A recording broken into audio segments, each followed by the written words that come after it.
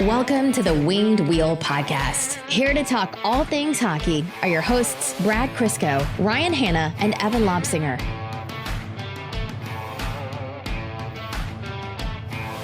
It has been almost 7 months since the Detroit Red Wings played a hockey game. We've had a pandemic, weird playoffs where a division rival won the cup. We've had the biggest joke of a draft lottery any sport's ever seen, maybe ever. It's all in the past. This is the week. This is the week we've been waiting almost 7 months for. I don't even care anymore that we're picking fourth and not first. We have 3 second-round picks. We're taking on bad contracts and getting more picks. Free agency is going to be complete silly season. There's going to be some weird trades. This is the week. And I am amped for the first time about the Detroit Red Wings since Mantha's 4-goal game in October. We have waited almost, it was 3.5 months beyond when we were supposed to for the NHL draft. That we were supposed to be at. We had flights and hotel booked in Montreal for that. Supposed to be our first one. We haven't had hockey, like Brad said, in so much for an expanded period of time. Not a ton of games. We lost about a dozen games, but still, that's an extra dead space. I think if this draft was a week later, none of us would have made it. It would have been only Evan doing the podcast because, Brad, you and I would have descended into pure, like, unbridled hysteria and insanity. I consider myself at this point very well versed on prospects going into the 3rd and 4th rounds. I have a full-time job and 2 kids. That should not be possible. The other day on the couch, I was sitting on the couch with Mel, and she was asking how draft prep was going, and she kind of implied like, "Oh, you guys must be like really brushed up." And I was like, "Yeah, we are." But I'm also now like unironically hoping for Detroit to pick the most off the board pick possible just because it'll be funny and I want to feel something. Well, that's what the second round's for.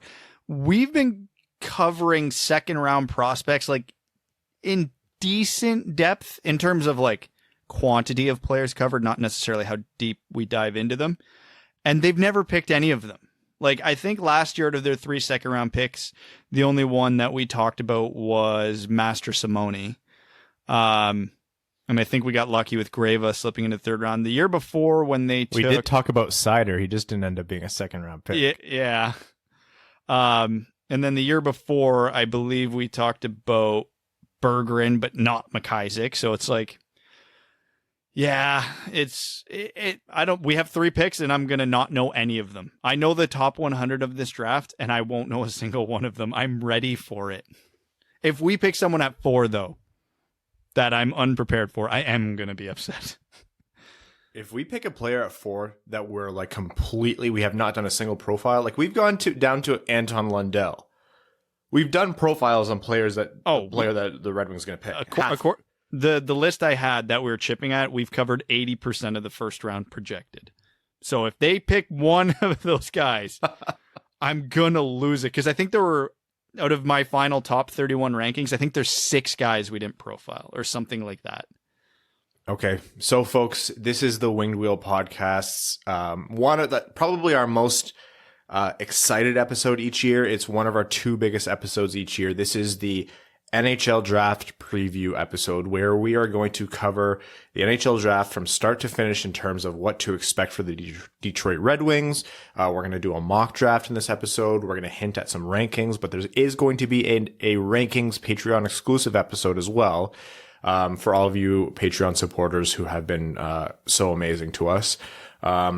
We are going to talk about our preferences for the Red Wings picks, who the Red Wings are tied to, who it's most likely to be, everything from top to bottom, possible second round targets, the whole shebang. And then, of course, we're recording this on Sunday. On Wednesday, after after rounds 2 through 7 of the draft, we are going to be doing our draft review episode, our recap episode, where we are going to take everything that actually happened and break that all down for you. Of course, we're going to cover the actual draft as it's happening. a Winged Wheel podcast live stream. It's our biggest live stream every year. It's for the actual draft. That is going to be happening on YouTube. So if you haven't subscribed yet, youtube.com/Winged Wheel podcast, hit that subscribe button. I think there's a little bell you click for notifications. I've been told to tell you guys that. I've never done that before. And then you'll be notified when we go live. That'll be, our coverage will start at 6 p.m. Eastern on Tuesday. And we are currently working out a Patreon exclusive kind of hangout thing for the second day of the draft on the Wednesday. So stay tuned for that. We're still working all that out. Okay. The background to this draft for the Detroit Red Wings. I hate to say it, but for any new listeners, why don't we give a quick rundown of the Red Wings in terms of their, historically bad season and then how the draft lottery shook out. Brad, do you want to do the honors? No, not even a little. This is going to depress me when I'm currently happy. Okay, I'll do the honors. But actually, I should introduce ourselves first. Winged Wheel Podcast. I'm Ryan Hanna. I'm a totally legit draft guy, Brad Crisco. And I'm Waterlogged Singer. No one will get that. But you Why? know. We know? Yeah, because I was on the golf course all day in torrential downpour. Oh my God. So I'm No one Waterlogged understood. Singer. That's Evan. I'll be honest, Evan I was thinking a pumpkin pie reference was coming, and I'm a little disappointed it didn't. Yeah. Just so everyone knows, this video is available in 4D, so you will smell pumpkin pie at some time. Yeah, scratch your screen. You'll be able to sniff it and smell the pumpkin pie. Evan has given us fair warning that in T-minus 1 hour, he will be standing up to retrieve a pie that's been cooling. This is a man whose priorities we've never been able to discern with any meaning. I need You have no guys to know power that. over me, Ryan. At the start of the quarantine, I laid on the ground for the start of the episode and wrapped myself in a blanket. Now I'm going to eat that pumpkin pie. Nothing he's saying is a lie either. This is going to be an episode that's going to be great for the people on YouTube because now they're going to be waiting for the rest of the episode just for him, completely unprompted and without mention, just gets up, walks out of the room, comes back, nice little piece of pie with probably what I assume is 3 feet of whipped cream on top of it. And that will be Speaking of YouTube, a segment. Evan, it's actually recording, right? Yes. Yeah. There we go. Okay, the Detroit Red Wings 2019-2020 season. I'll keep it short and sweet for you guys, and sweet is used very loosely here. An ugly season. 17 wins, 39 points was it. Worst in the league by far. They were so bad that at the time where the league stopped, they were the only team to be mathematically eliminated from the playoffs, or they were the only team to be locked into that last, or into their position, which was last overall, 31st overall. That, of course, brought us to the draft lottery. The rules of the draft lottery were up in the air for a little while there because the league didn't really know how they were going to do it, because they didn't really know what the playoff format was going to be. What they landed on was 24 teams were going to make the playoffs, or the play-in round and then the playoffs, but, we all know what those were, which was the actual playoffs. And then 7 of those teams as well were able to, was it 7 teams that had to cross over into both the qualifying round and the draft lottery? 8.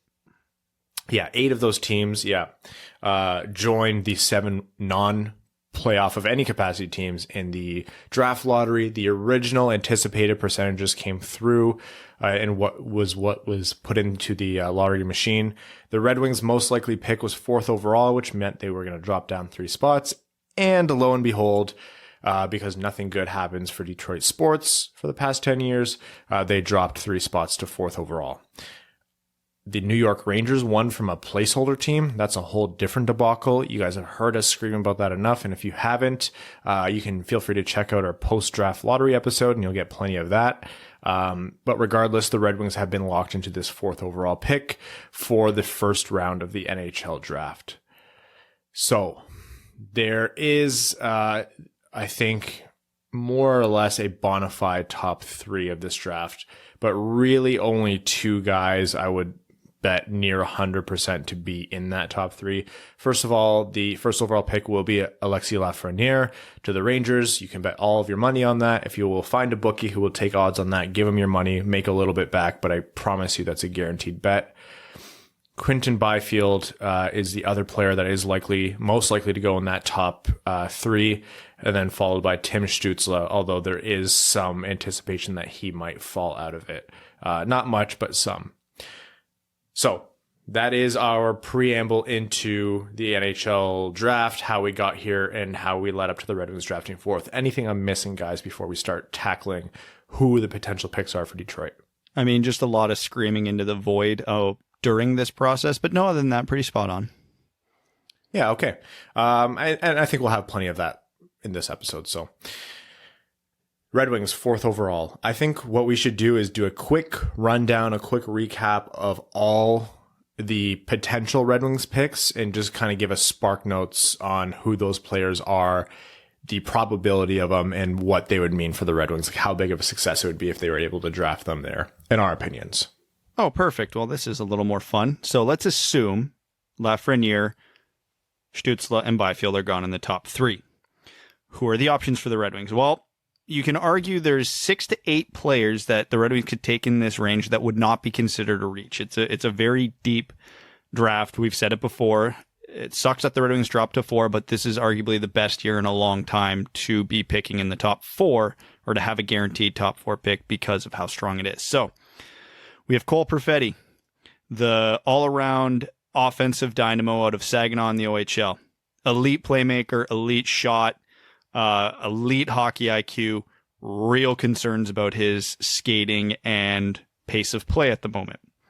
There's Lucas Raymond, the SHL forward for Frölunda, the second coming of Mitch Marner, according to some people, just terrific in all aspects of the game, compete, agility, hockey IQ, playmaking, shot.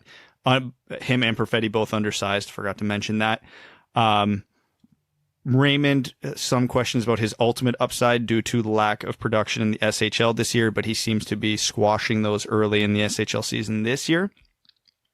You have Alex Holtz, the other half of the Terror Twins in Sweden over the last couple of years, the best shot in the draft, an elite goal scorer, underrated playmaker, not a great skater, but not a poor skater either. Is good enough to do what he needs to do, but just a scoring threat from anywhere in the offensive zone, and he knows how to find the space to do it. Jamie Drysdale, the elite skating transition to offensive defenseman. Not weak defensively, slightly undersized, great hockey IQ, and just an elite skater and passer, right-handed shot. Then you have the left-handed shot defenseman and elite skater in Jake Sanderson.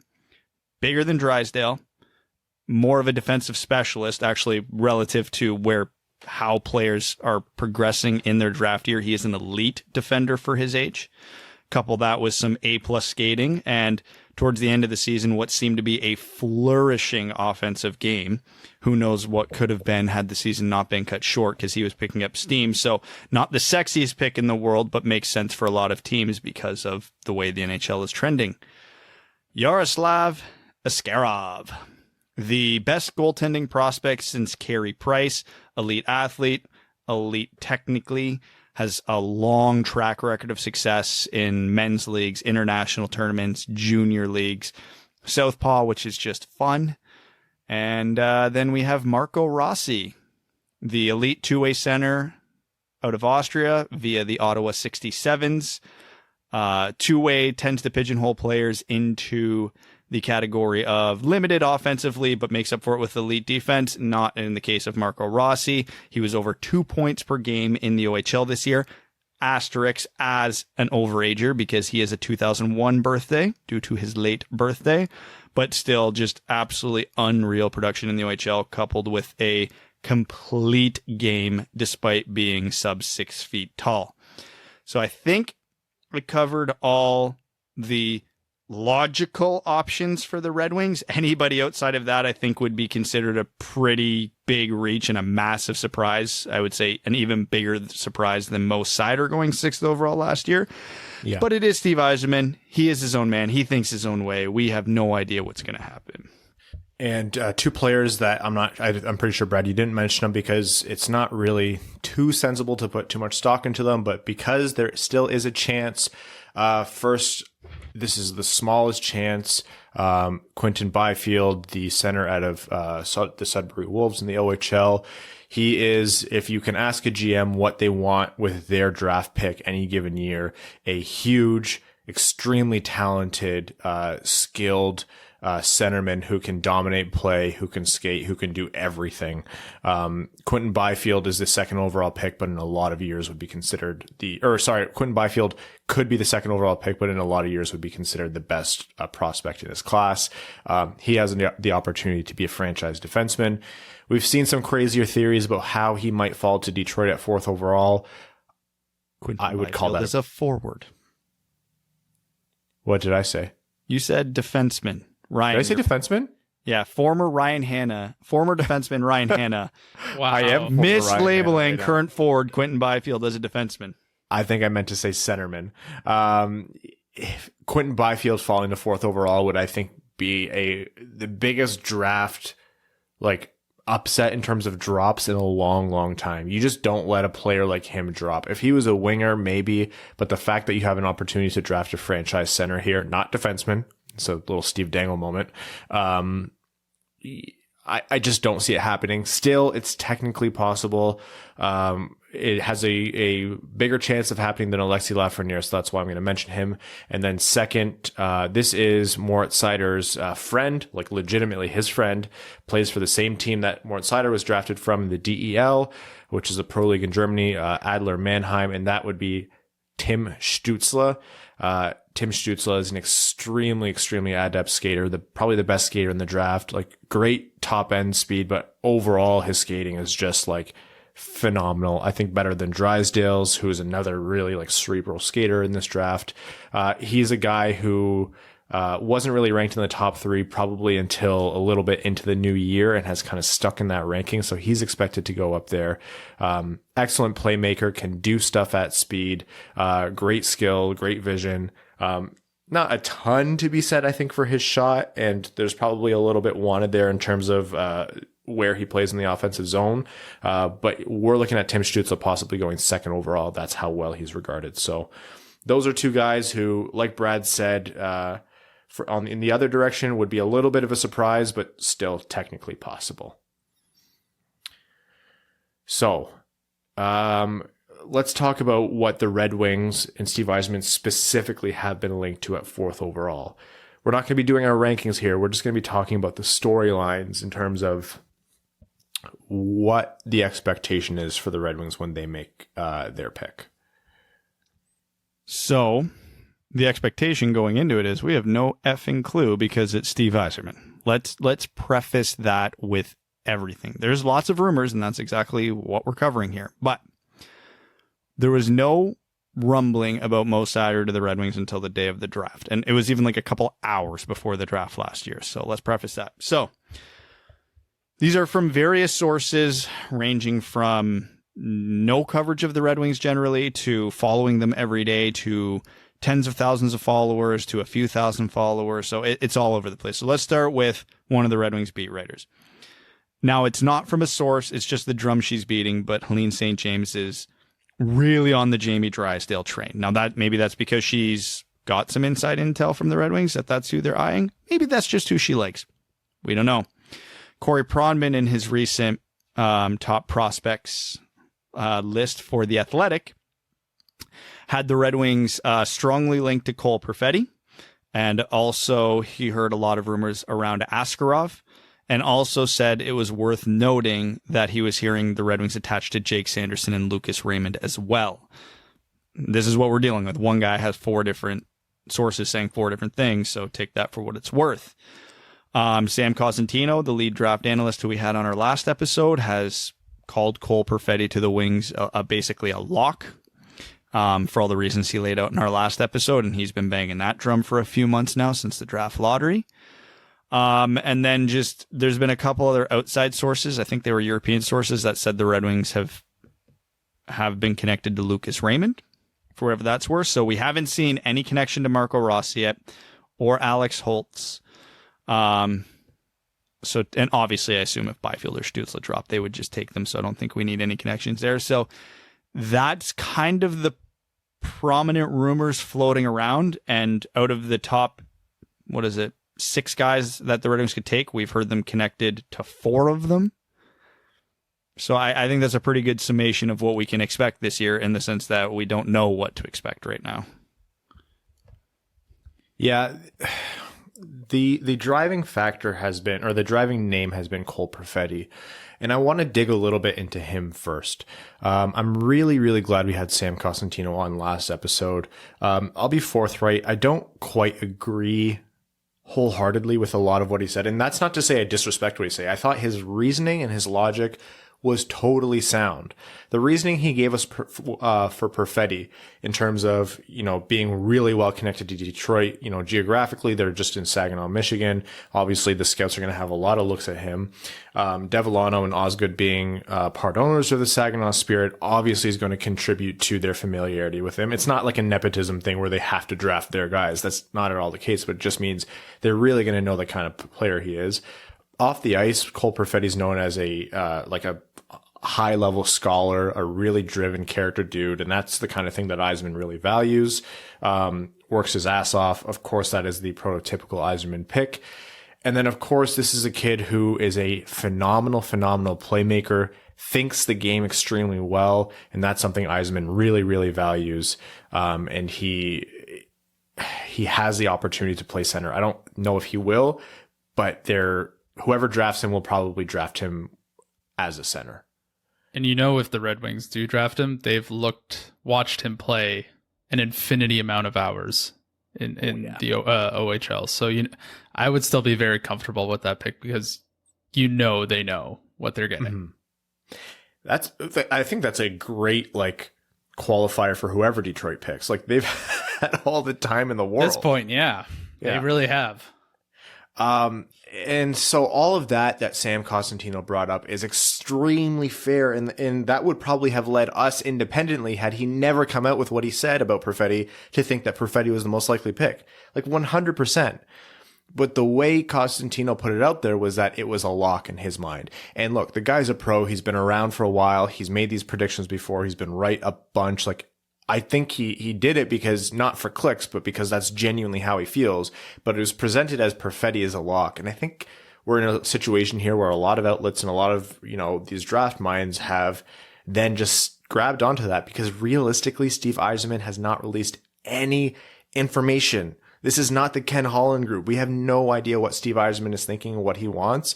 We had, 2 hours before the draft before we knew Moritz Seider could be a reality. And even then, no one really took it seriously. No one has anything. So I think people have just latched on to what Sam Cosentino put out there. And if he came on our show and said, yeah, I have a source. I can't say obviously, but I've talked to some guys and this is the idea of who it's going to be. That would be enough for me to say, yeah, I'm almost positive it's going to be Perfetti, but that wasn't there. And there's of course the opportunity that, Sam can't go out and say that. And that's always, something that's floating in the air. But in reality, what we have to go on with Perfetti, I think, has just gone off of conjecture. Really, really strong reasoning behind it. Again, I agree with all of it, but it's not enough for me to say that, yeah, definitely Perfetti is the guy and we've had all these signs. I think we're genuinely going into this blind. Oh, we absolutely are going into this blind. Again, it's the way Steve Yzerman operates. And I know people have speculated that, is Yzerman throwing out fake rumors himself to throw other teams off, which to me still doesn't make sense. We know how the top three is going 99 out of 100 times in this draft. Yzerman has his pick of the litter. The only reason he would throw out smoke signals to throw someone off is to get Ottawa to panic and take their guy at 3 because they think the Red Wings are going to take him at 4 and they won't get him at 5. Which could explain why there's so many names out there floating around. Because, this would be a 4D chess move from Yzerman, but I'd be here for it if he's like, okay, we think we've heard Ottawa's connected to Raymond, Sanderson, and Askarov. All right, we got to get those names out for us because we want them to think that maybe we'll take one of those guys, and then they might panic and take him at 3. Then Byfield or Stützle fall. I don't think that's what's happening. I think that would be a all-time Galaxy brain move if he's doing that and it works. But Ottawa's already said they're taking one of the two, so I don't think Yzerman's going to waste his time with that. But hey, from an entertainment standpoint, I love this. We have no idea. I didn't love the Mo Seider pick when we make it, admittedly, but was it high value entertainment? Our live stream, everybody on TV's reactions, Twitter's reaction, it was magnificent. So going into Seider's this reaction. Seider himself, yeah. So I'm here for it. I love it. We genuinely have no clue what is going to happen. And because it's the 4th overall pick in such a strong draft, it's more fun because we know this pick changes the franchise. And you don't want to put that much pressure on one kid, but it almost doesn't matter who they pick. Whoever they pick is immediately this team's best prospect. Has to be. Yeah. They reached for Mo Seider to get him at 6, 2 picks later. If they're picking a guy at 4, this is the guy. So even if they pick Yaroslav Askarov or Jake Sanderson, you will have to be able to make the argument he is their best prospect. We're looking at a pick here where, you know, we've identified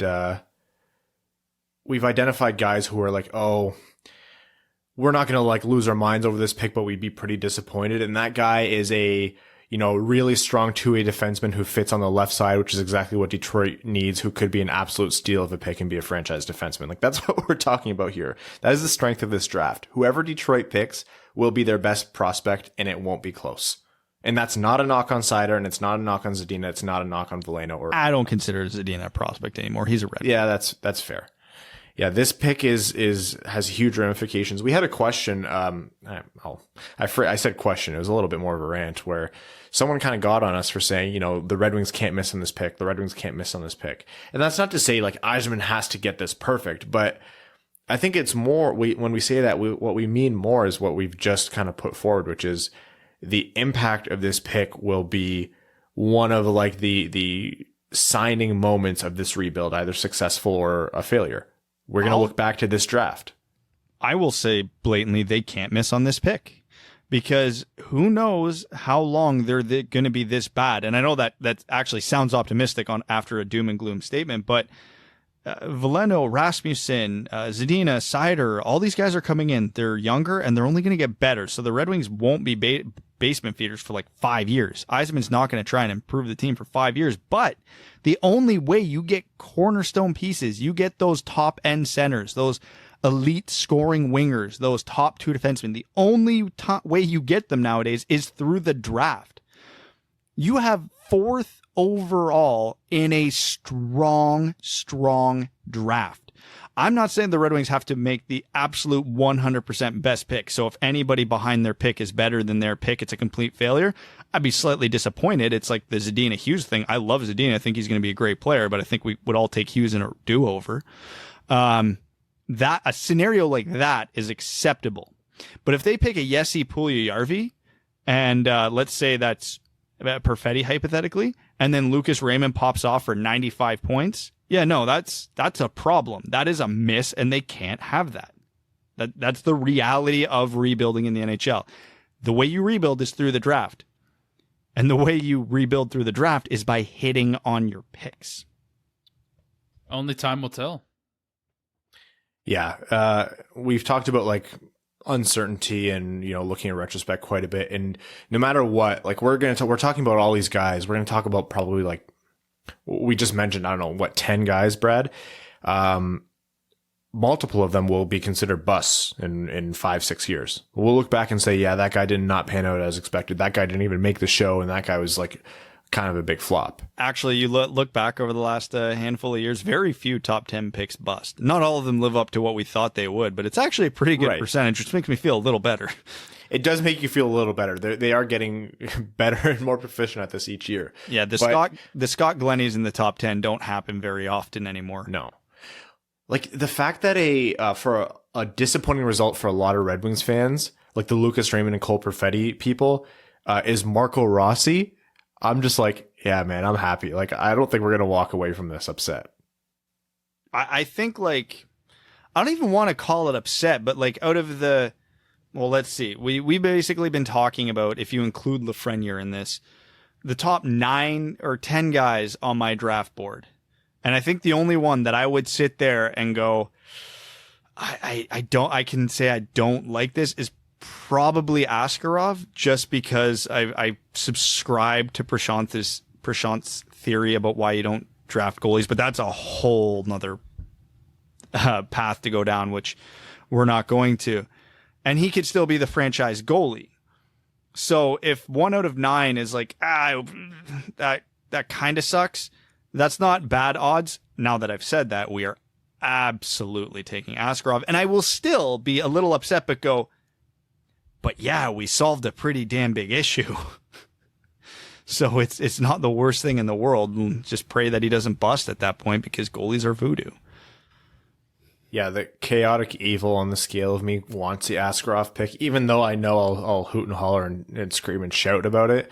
It would be funny as hell to do all of this debate and discussion on Rossi and Perfetti and Raymond and have it just come out and be Askarov. Okay, so we've talked about Perfetti's links to Detroit. In terms of Raymond, obviously Hakan Andersson, who is the prolific Red Wings head of European scouting, will be very, very familiar with the European prospects over there, Stützle and Raymond included. Andersson is noted for tapping some of the most noteworthy Swedish players of all time, because most of them played for the Red Wings in the past. And so there's a lot of lines being drawn between Raymond and Andersson for that reason. And I think that's fair. I wouldn't go so far to say it's a certainty, but I'd say Raymond is definitely on their radar. A big storyline with Lucas Raymond is that his past season, not the one that's currently being played, but the one before, he was buried on the fourth line on a very, very strong Frölunda team, barely played any minutes. And scouts and draft people were saying, no, this kid is incredibly, incredibly talented. Don't discount him, but nonetheless, he did fall down a lot of draft boards. My thought is, if the Red Wings are big on Raymond, they've been big on Raymond, because Hakan Andersson is a pro and obviously knows to suss out talent, even if they aren't getting a ton of minutes. So I do lend a lot of credibility to Raymond being a potential pick for the Red Wings. And then Askarov's going to be a natural one because the Red Wings obviously have a huge hole in net. They have Jonathan Bernier playing there right now, and then free agent undetermined. That's not a long-term solution, of course. They're going to need to fill that at some point. And then Jake Sanderson, Yzerman said he doesn't want to pick for positional need. He wants to pick the best player available, but Jake Sanderson is one of the best players in the draft, top 10 for sure, and fills a direct position of need, which is the left side of the defense. The Red Wings defense has been abysmal since Steve Yzerman was a player, pretty much. And so a little bit after that. And so Yzerman will look to rebuild that out as well, which is why the Sanderson thing makes a lot of sense to me as well. Any other thoughts you guys have on terms of, links that the Red Wings have to these players in terms of who's most probable? Absolutely not. I'm just ready for silly season and preparing for Seth Jarvis. If it's Seth Jarvis, I'll die. I like clip that, everybody. I'll die just because I don't have any. I will not be prepared for when it's Seth Jarvis. Okay, so why don't we get to a mock draft? And what we're going to do is we're going to take turns drafting. What in just an order, so Evan or someone will go first, Brad or someone will go second, and then so on. We're not going to be picking per team. We're going to do the first round plus one pick, and when we get to the Red Wings pick, 4th overall, that person is going to make their pick, and then we are then going to step into a side discussion where each of us say who we want the pick to be, who we would pick in that spot, and then rank in some tiers as to how we would feel about these picks. How about you sell me on your pick for the Red Wings, and I'll try and sell you on mine, and Brad will try to sell you on his. Or what if we all have the same pick? I've seen our rankings. Good. This is going to be pretty predictable. I just actually wrote mine out while Ryan was talking. You said yours on last episode. Unless you changed them in the last 4 days, I know what your rankings are. I think they have. Okay, you think good. Evan can't change his mind in 4? Evan's changed his mind 6 times since you just spoke. That's very true. Yeah, fair enough. Evan was briefly the president of Brazil during this conversation. Also true. I've made some great reforms. Rainforest, for or against? Big 4 guy. Oh, wow. Predictable. The only time I hate trees is on the golf course. Which he would build many of in said rainforest. Okay. How do we want to determine who's going first overall? I'll go first. All right. Evan's first. I'll go third. The New York Rangers will easily select the best player in this draft, Alexis Lafreniere. Okay. And that was Evan picking for the Rangers. I will pick second overall. Okay, we should talk about this. Are we doing what we think will happen or our mock draft? Like Hybrid. We'll do a hybrid. Okay. I'm not going to galaxy brain this. I know people are talking about Tim Stützle. I know people have talked about Jamie Drysdale. I really don't think that Quinton Byfield should be passed on. I think he's been over-scouted even, which is why he's fallen down draft boards. You don't pass up on Quinton Byfield second overall. If you have too many great centers, there's worse problems to have. The LA Kings take Quinton Byfield second overall. Brad for the Ottawa Senators by way of San Jose. The Ottawa Senators are proud to select Tim Stützle. I thought you were going to do it. I wanted third because I just wanted to have at least one ultra easy pick. Okay. Evan, your pick first for the Detroit Red Wings, and you sell us on it.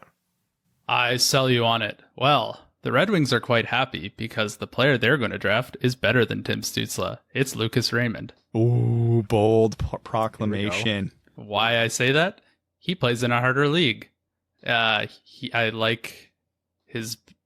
what am I going to say? I'm trying to think of the best way to describe this. He creates his own space by his skill. I think Tim Stützle benefits a little bit from his speed, which he will, that will slow down a little bit in the NHL with the bigger, faster bodies. I like his two-way game a little bit better than Tim Stützle, and I think it's a little bit more NHL ready. I've been flip-flopping Raymond and Stützle at number 3 for like 6 months now. So I will not argue the pick Lucas Raymond at all. I mean, to me, I've said there's a tier of 4 in this draft, and I think the gap between 4 and 5 is closed for me, but that's still the tier. So yeah, if Stützle and Byfield are gone and I'm the Red Wings GM, I'm sprinting to the stage to take Lucas Raymond, but I'm not getting the feeling that's actually what's going to happen. My pick as well, just like these guys, and Told ya. Yeah. Lucas Raymond, I genuinely believe that he is a guy who fell too far in people's minds because of a season where he was limited in terms of ice time. He is a winger. There's no chance of him playing center, which of course is that's a shortcoming compared to some other guys. But at the same time, not all play driving forwards play center. And Lucas Raymond would be an example of a prospect where if he panned out, he can drive the play from the wing. He's extremely skilled. He has some of the best vision and playmaking ability in this draft class. He is really he does not have any massive flaws in his game. And not only that, he is taking this extended offseason as an opportunity to get stronger and faster. One thing that was talked about was that he needs to put muscle on his frame, and he's already done that. He started off this SHL season extremely hot.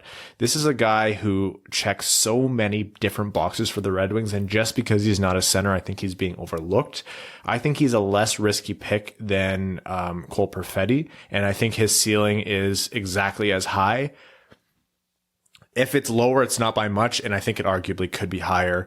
And like Brad mentioned, you could very easily interchange him and Tim Stützle in terms of where they would be ranked, and I don't think people could scoff too much.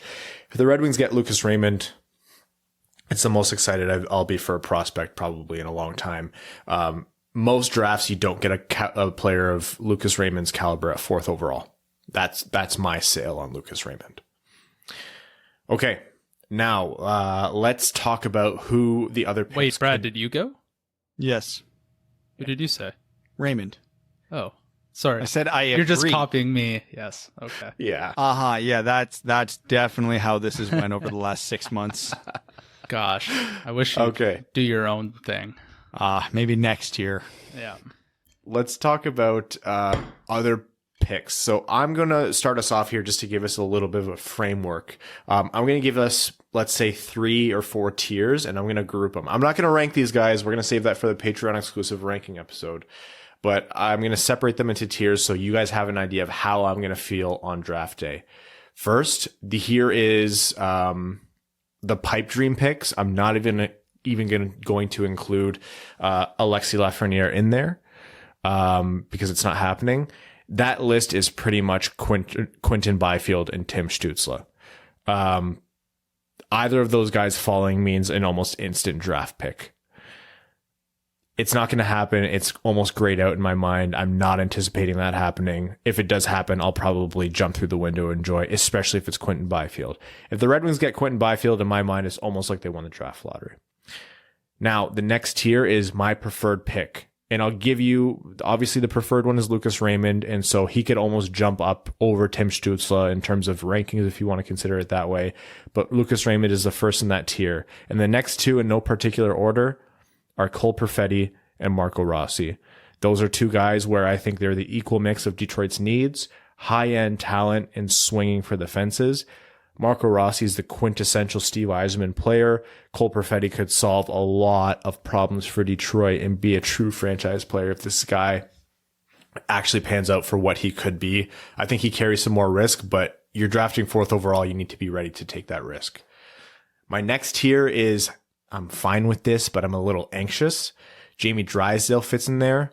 I will never scoff at having a defenseman of Jamie Drysdale's caliber. He would instantly become Detroit's best offensive defenseman in terms of how he projects. Probably their best defensive prospect over Mo Seider as well. I can't believe I'm saying this. I'll put Jake Sanderson in that tier just because I don't think he's the 4th best player in this draft. But again, we talked about that uncertainty before.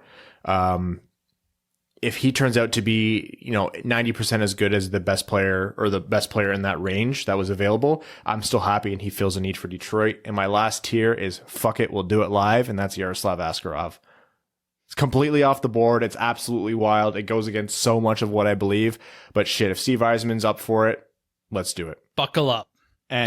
And this is the confirmation of Ryan Hanna's very anti-Alex Holtz stance. Oh, that's very fair. Stick Alex Holtz in the fine but anxious tier. Yeah, sorry about that.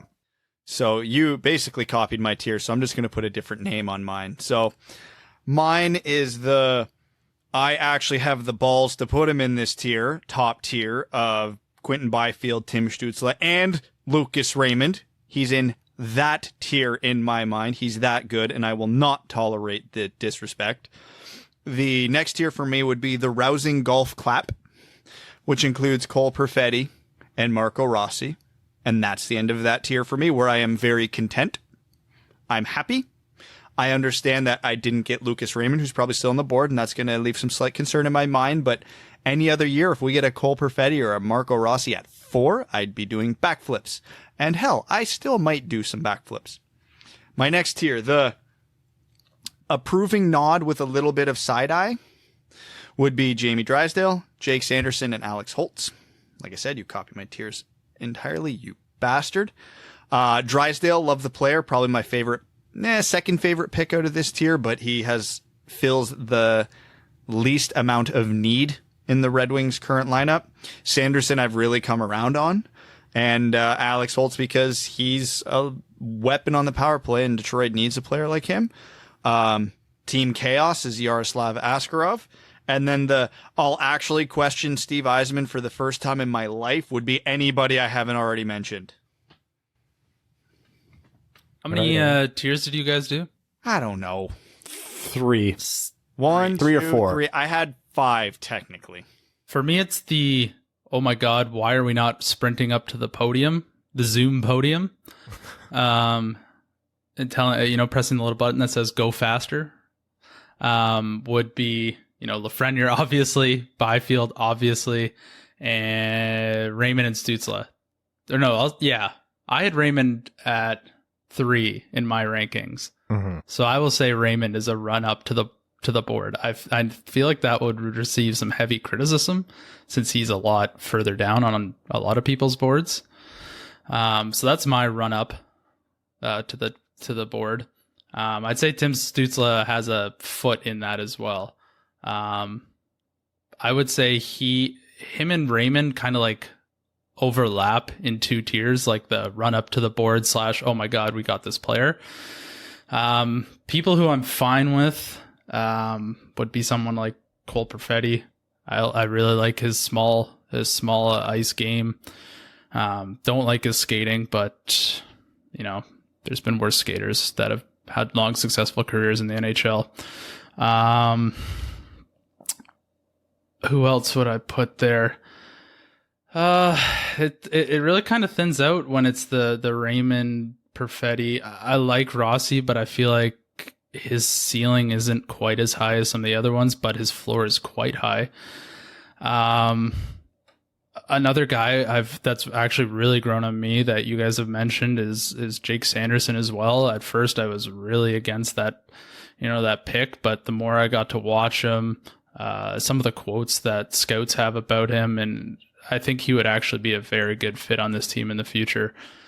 And then sort of the, oh my God, I'm going to rip my headphones out and jump into the lake again tier. That would be anyone outside of the consensus top 10. So who did I have? I would also be happy with Drysdale, but ripping my headphones out, I would be not very happy about getting Holtz. I don't think he's the best value at 4. I would actually be rattled if we draft a goalie at 4. I think the value of that pick is not good. I don't think you take a goalie that high anymore, especially with such a strong forward group in this draft. Yeah, basically anyone outside the top 10, like a Seth Jarvis, even like Jack Quinn, I'd be pretty upset we didn't at least trade back a few spots if that was our guy. You know what? I honestly wouldn't even be that upset about Anton Lundell. He's also grown on me a bit, but once again, I don't see the value in picking him at 4 when there's other guys who will be better or more highly rated than him in the future. So, and that has been this edition of the Winged Wheel podcast is also an echo chamber.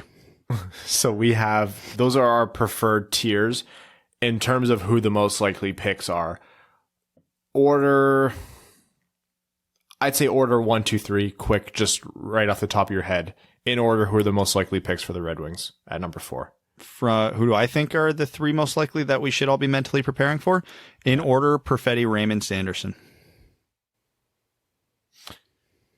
Oh, this echo chamber. I'm going to go Perfetti, Raymond, Rossi. I still think. No, you know what? I'm going to switch that. I'm going to say Raymond, Perfetti, Rossi.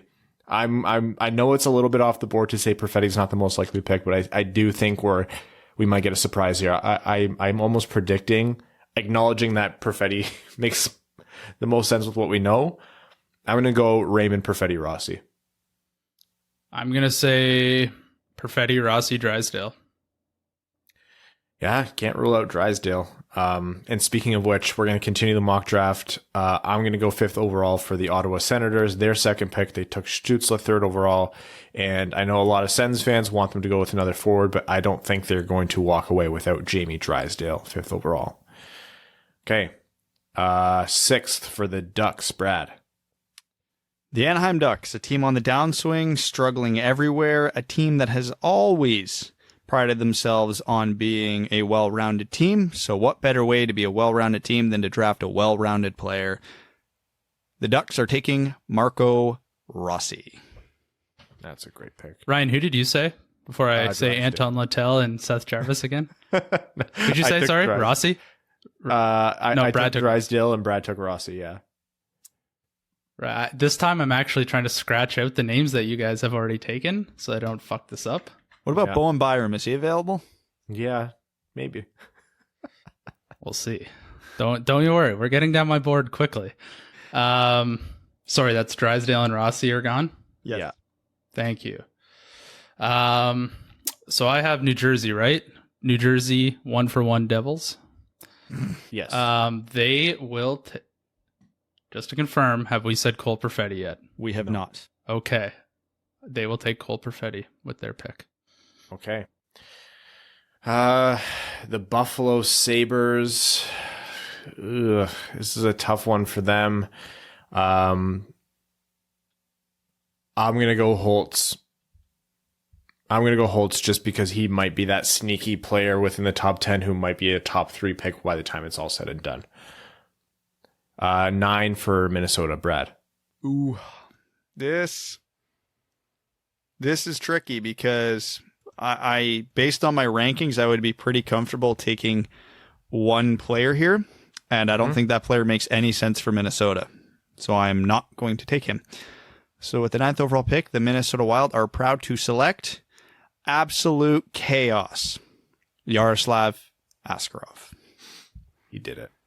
All right, Evan, 10th for Winnipeg. Winnipeg Jets. A little bit of a conundrum because I'm not a big fan of anyone they have on defense. But I think there's a better forward sitting around still. How would your top 3 centermen being Blake Wheeler, Mark Scheifele, and Anton Lundell sound? They will take Anton Lundell. You're a big Lundell guy, huh? Yeah. Lundell guy. Yeah, that wouldn't have been my pick there, but you do you, Evan. Jake Sanderson doesn't fall this far in the actual draft, I don't think. No, but I think Winnipeg's his grocery stick. I can't see Winnipeg passing on him with how thin their defense is right now. Yeah. That said, I don't think that's who Nashville is going to go with 11th overall. I think Nashville is going to try to grab a centerman out of Portland in the WHL, and they're going to take Seth Jarvis. And we have Brad for the Florida Panthers, 12th. Well, the Florida Panthers somehow unloaded Mike Matheson's contract. Somehow. No idea why. Jim Rutherford is chaos, and I appreciate him for that. But that has left a hole on their left side. And if this happened in reality, the Florida Panthers would be cartwheeling into the Zoom call to take defenseman Jake Sanderson. Yeah. Too late, I think, but that just goes to show how jam-packed the top 12 of this draft are.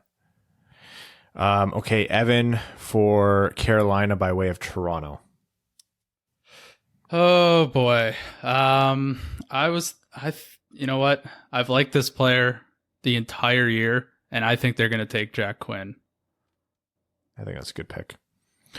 Okay, and the Edmonton Oilers. This is another tough one for me. There's a lot of good players on the board.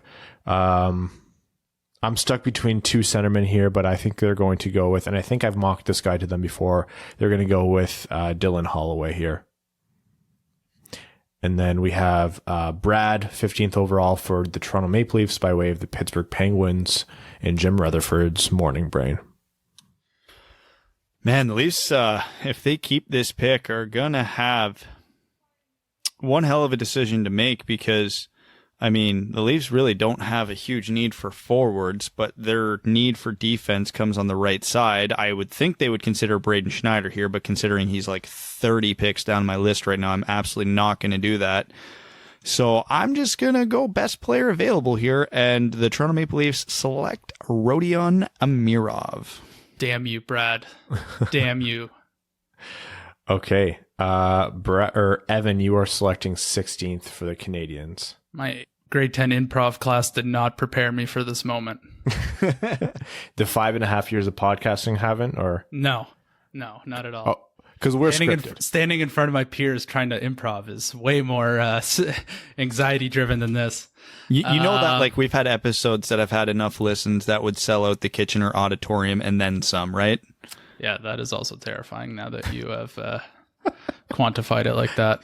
Yeah, everyone thinks Evan doesn't talk much because he's too cool, but really he just pees his pants a lot during the show. You can't see below my neckline, basically. You don't know what's going on. It's a catheter. True. We all know. We can hear it. Uh-oh. I didn't need that. Evan, please pick. Oh, God, I don't even know. See, you just won. You heard it. Bergevin in his big muscles. We'll take Dawson Mercer. Okay, that's good. I love this. You guys are reaching like off my board. It's making this so much more fun for me. Hey, screw you, buddy. I'm drafting for Chicago. Lord help me. This one, what does Chicago need? Yes. Yeah, right? Like, they're essentially picking a player to trade away for a player they already have. I don't think this guy makes it this far down the board, and so that's why I'm going to take him. I don't think he's necessarily a need because of how strong they are at this position, but regardless, I think they'll take centerman Connor Zary. I think Zary making it to 17 would be kind of a surprise in my mind. I think he might slip further than that. All right. You are drafting for New Jersey by way of Arizona, Brad. 18th overall. The New Jersey Devils. Refresh my memory. Who did we take for them at 7? Drysdale. All right. So No, No. you took Perfetti. Nah. they took Perfetti. All right. So they've got their forward. So I'm going to be very uncreative and give them a defenseman. Every draft has reaches that people, based on the consensus board, go, whoa, what the hell was that? And then that player turns out to be great. It happens all the time. And I think that this is the range of the draft that could happen here. And if I were the guy picking for the New Jersey Devils, I am going to take Swedish defenseman Emil Andre. All right. I thought you were going to go in a different direction there. Nope. I'm giving them their defenseman. And they have no power play quarterback. Their defensemen suck. 19th overall for the Calgary Flames, Evan. Oh, gosh. I'm trying to look up their roster and who they've got in the pipeline. So the last 5 picks have been Holloway to Edmonton, Amirov to Toronto, Mercer to the Habs, Zary to Chicago, and Emil Andre to the New Jersey Devils. So Evan is up, 19th overall for the Calgary Flames.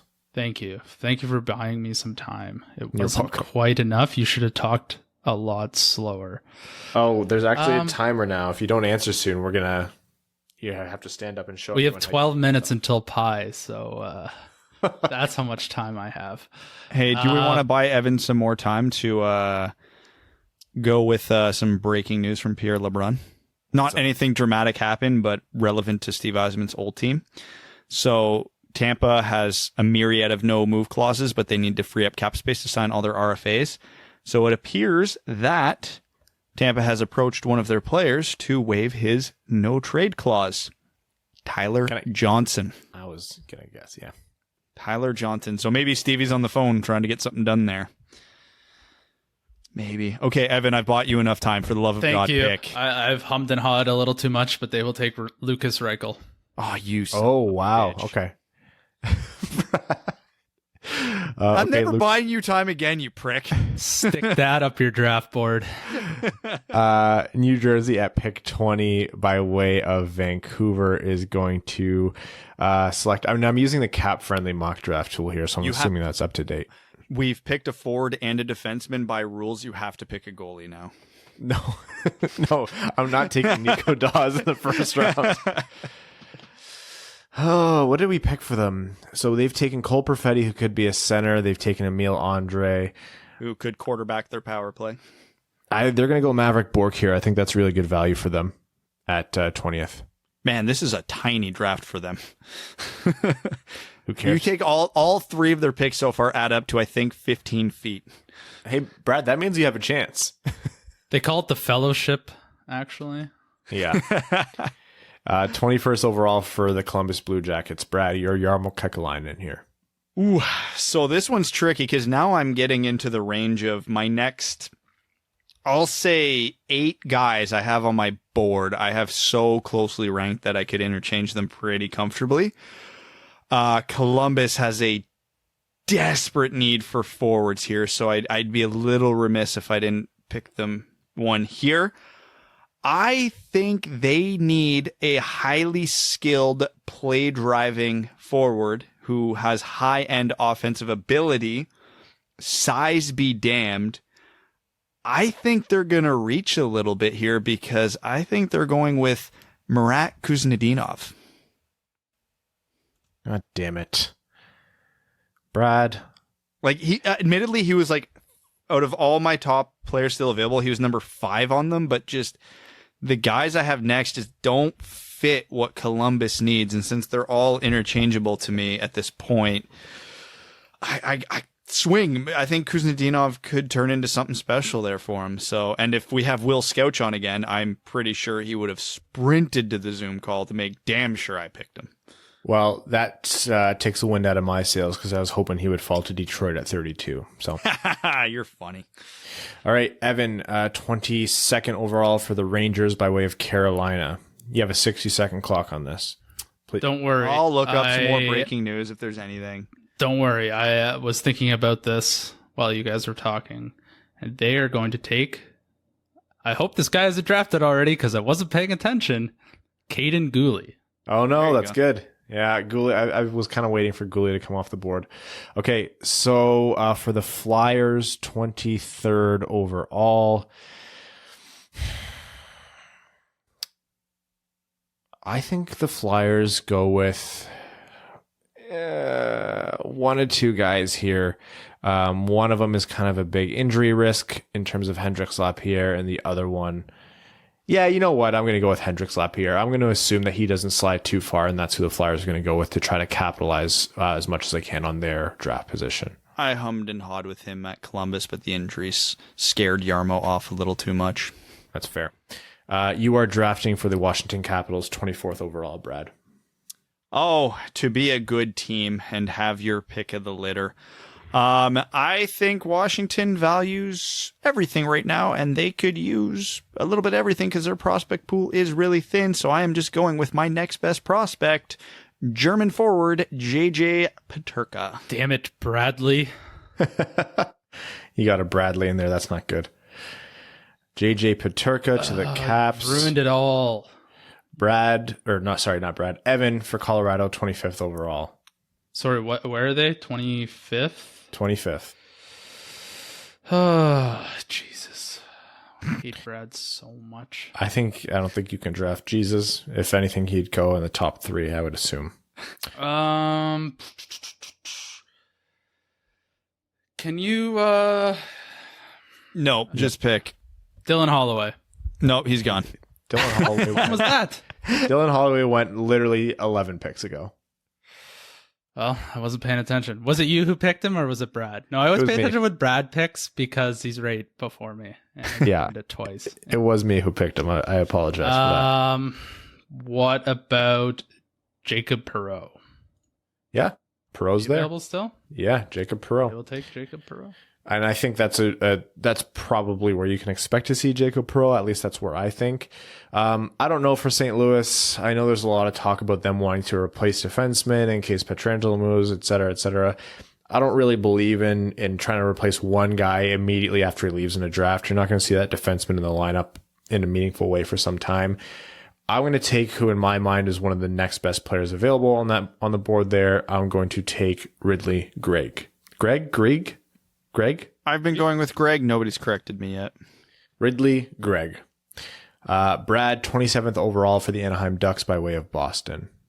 And I gave Anaheim Marco Rossi already. So I am going to give Anaheim another forward just because I think there's too much value here, and I'm going to give them Jan Mysak.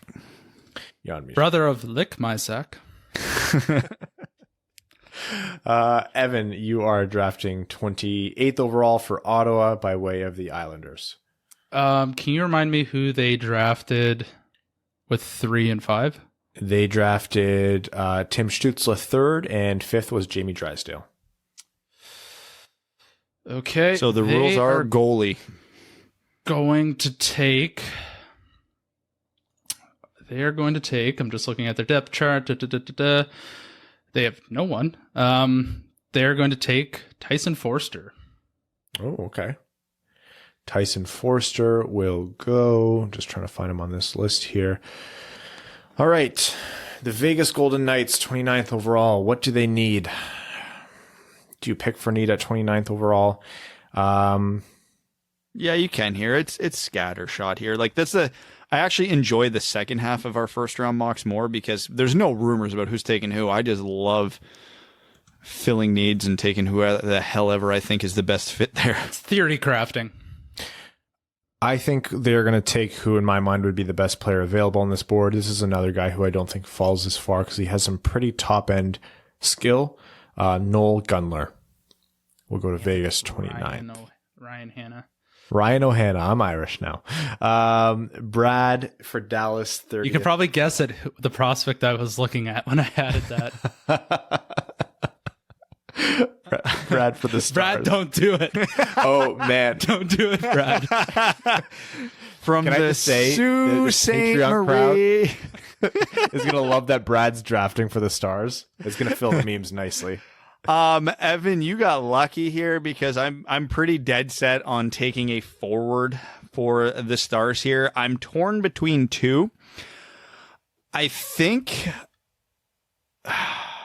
yeah, Dallas just truly lacks skill here, and just full transparency. I'm tempted to take Jake Neighbors for them here, but I think they need a higher skill player, even if the risk is a little greater. So I think at this pick, the Dallas Stars are going to select from the USNTDP, Thomas Bordeleau. Okay. And 31st overall for the San Jose Sharks by way of the Tampa Bay Lightning. Evan. I'm not even really convinced that I like this pick for them, but I had this player way higher up in where I think they'll go. And I think they're going to take Braden Schneider. Or at least that's who I had way higher on my board. So, he's not like, this is our mock draft. Braden Schneider is long gone by this pick in the actual NHL. Yeah, long gone. I had him much higher than that, so I figured, for my opinion, he should be taken now. I had him at 43. Now, what we're going to do is talk about pick 32, which obviously is the first pick in the second round and belongs to the Detroit Red Wings.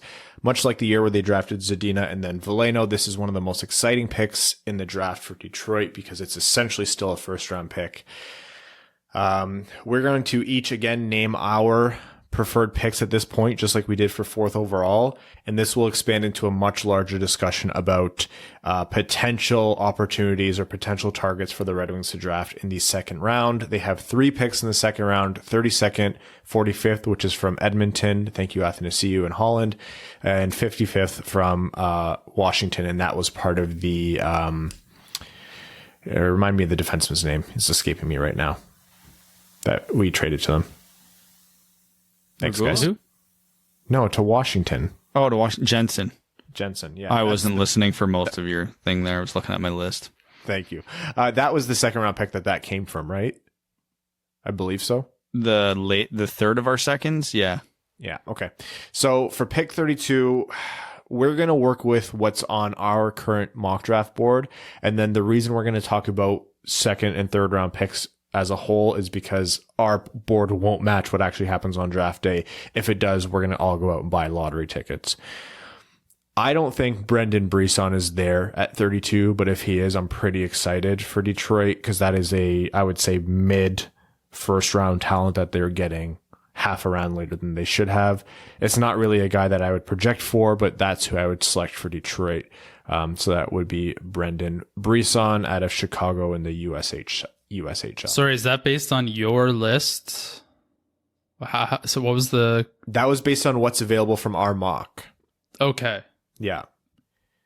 In terms of who I would actually target there, I mean, like guys who I'm looking for like a Marat Kuznadinov, I'm looking for a Peterka, I'm looking for a Reichel in case any one of those 3 fall. I would love a Jan Mysak as well. Roni Hirvonen would still be available there according to our board, and I would be happy with Roni Hirvonen. Ryan O'Rourke, even like you talk about the Red Wings needing a left D.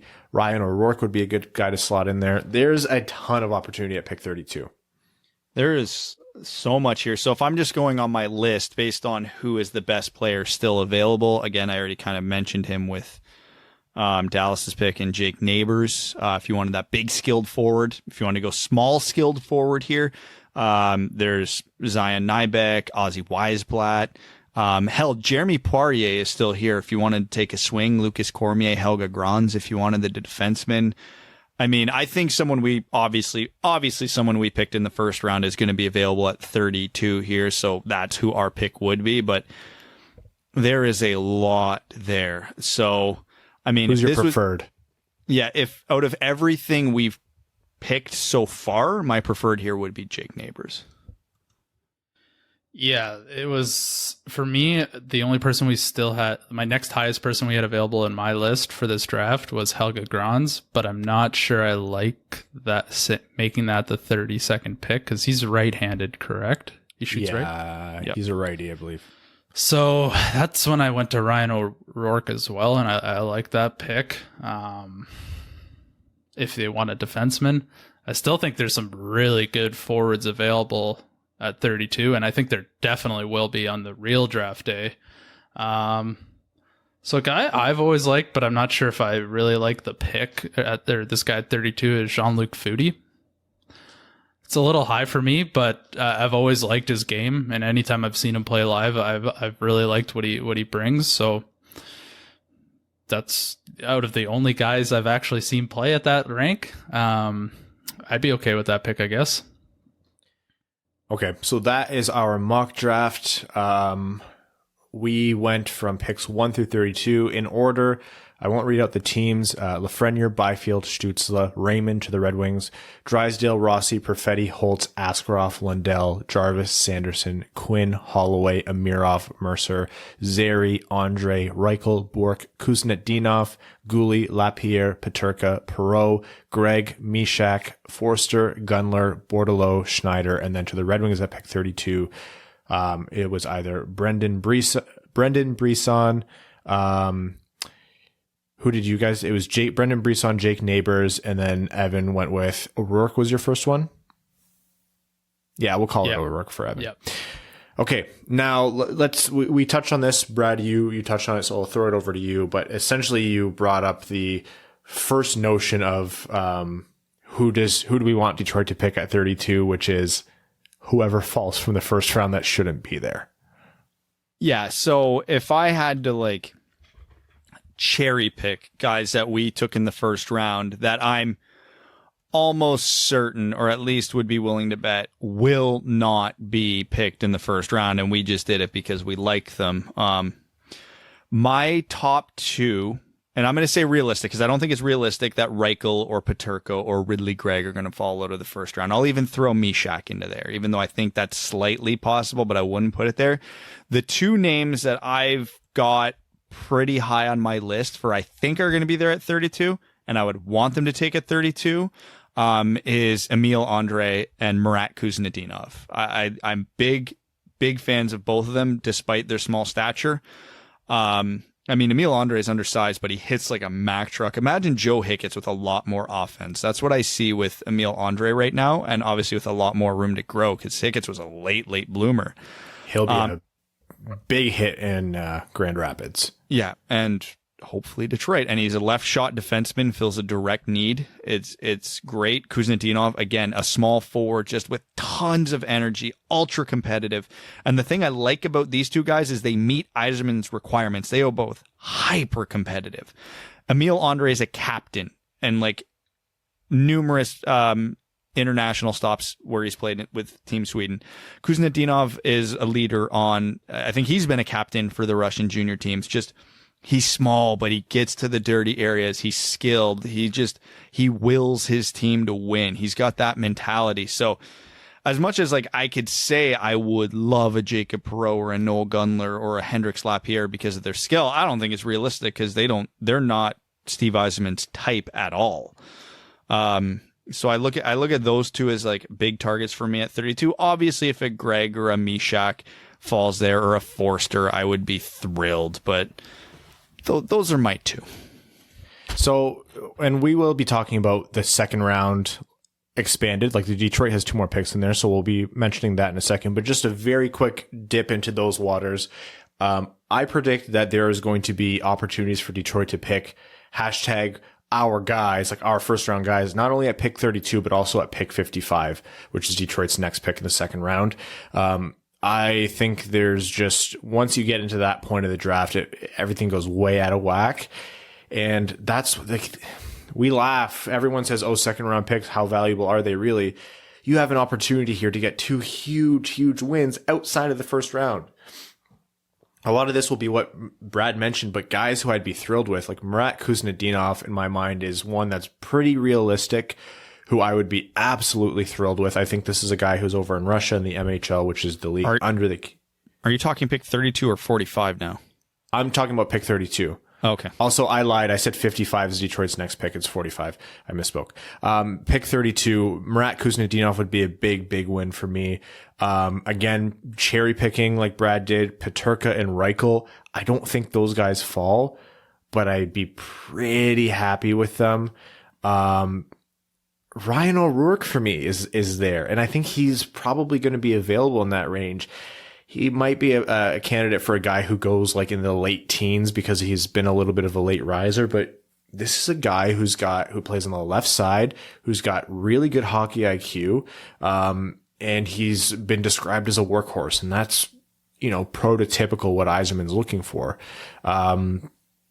Those are the guys for me where if we get them, I'm just as excited as almost as excited as when we got like Veleno or Berggren, who right now is having a phenomenal start to his season in the SHL. But that's not even it, right? Like anyone that we list in the first round, I'm happy.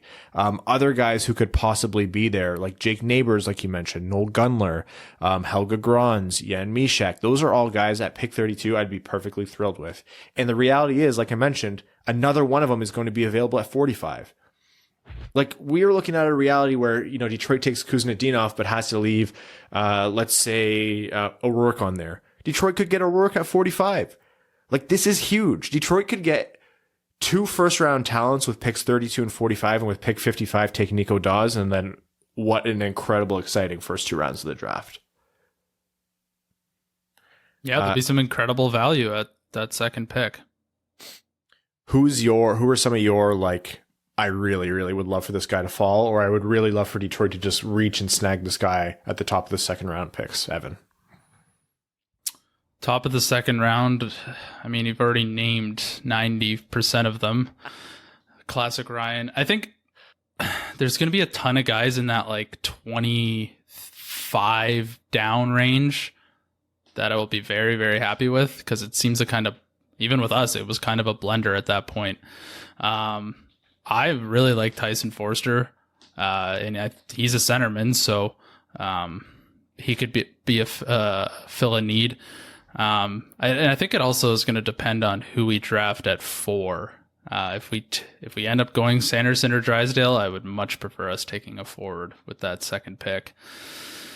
I'd be a little bit more comfortable with taking defenseman at 32 when we take a forward at 4. So yeah, Ryan O'Rourke jumped out immediately to me. But it's hard to, I find it hard to really hammer down who they should pick, because I think there'll be a lot of guys available at that next pick as well. Obviously, anybody like JJ Peterka, Lucas Reichel, who I don't see falling into that range, they would be great. I think Jan Mysak might be available at that pick, so he'd be another guy I'd really like at that spot. So I'm gonna throw in another name here that I almost mentioned in my list, and I'm gonna throw him in here just because I discovered something unbelievable while I was Elite Prospects surfing while we were here. So another guy that I would really, really like if we did take him at 32 would be Ozzy Weisblatt of the Prince Albert Raiders. But the reason I'm mentioning him and going out of it is, you know how on Elite Prospects they name like any family members that also have an Elite Prospects page? Ozzy Weisblatt has 3 brothers listed here. Are you ready for this? Here we go. Ocean Weisblatt.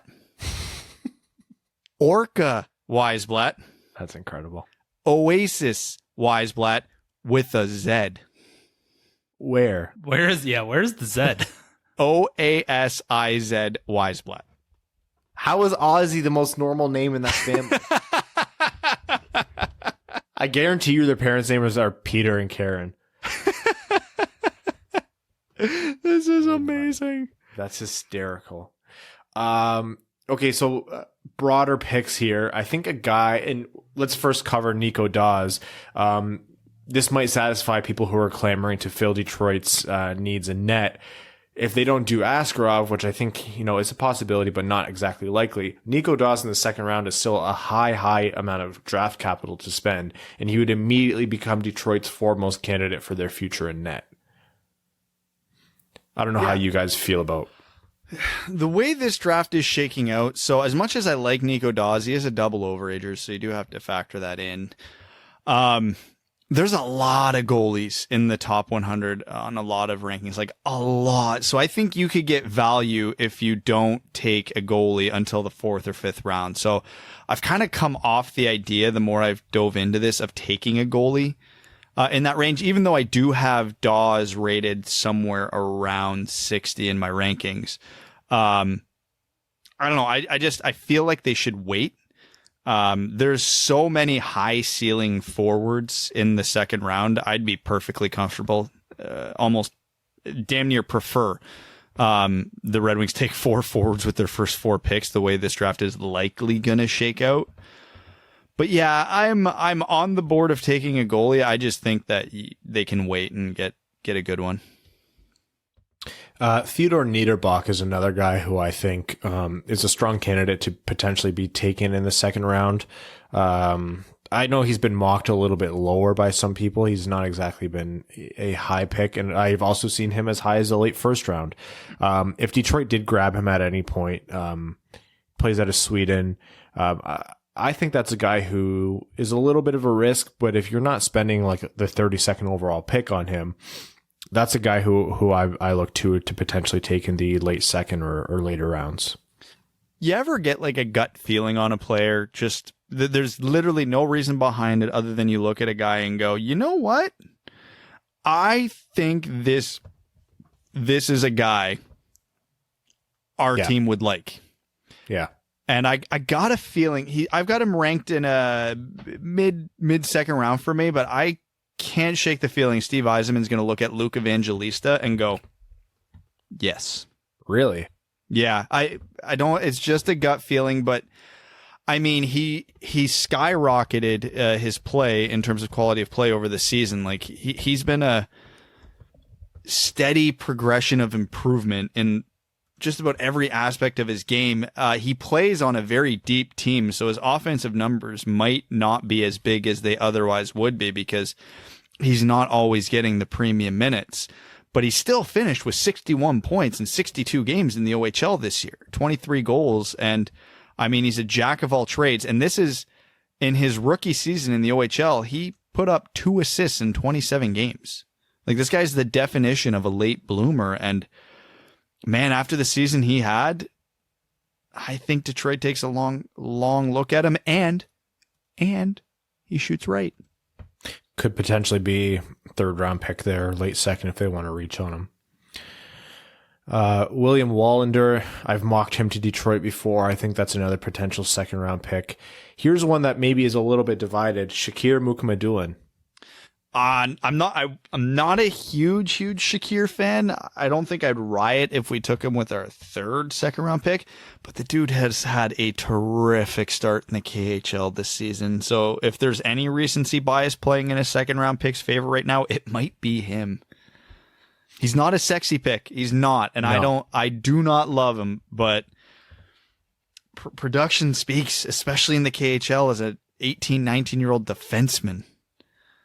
Pretty much the way I see him is like a very poor man's what Jacob Sanderson is touted to be, in my mind. Maybe not with the skating. Yeah. Maybe not with the skating, but you're looking at a reliable two-way guy. It's tough because you haven't had a really good look at him. The MHL and the KHL is a really, really tough transition for players, and they often, just like the SHL, they get buried depending on the quality of their teams. So, but if you're looking at a smart defenseman, that might be a guy where, if for no reason other than it'd be hard for Mickey Redmond to pronounce his name, that might be someone who you hear Steve Yzerman call on.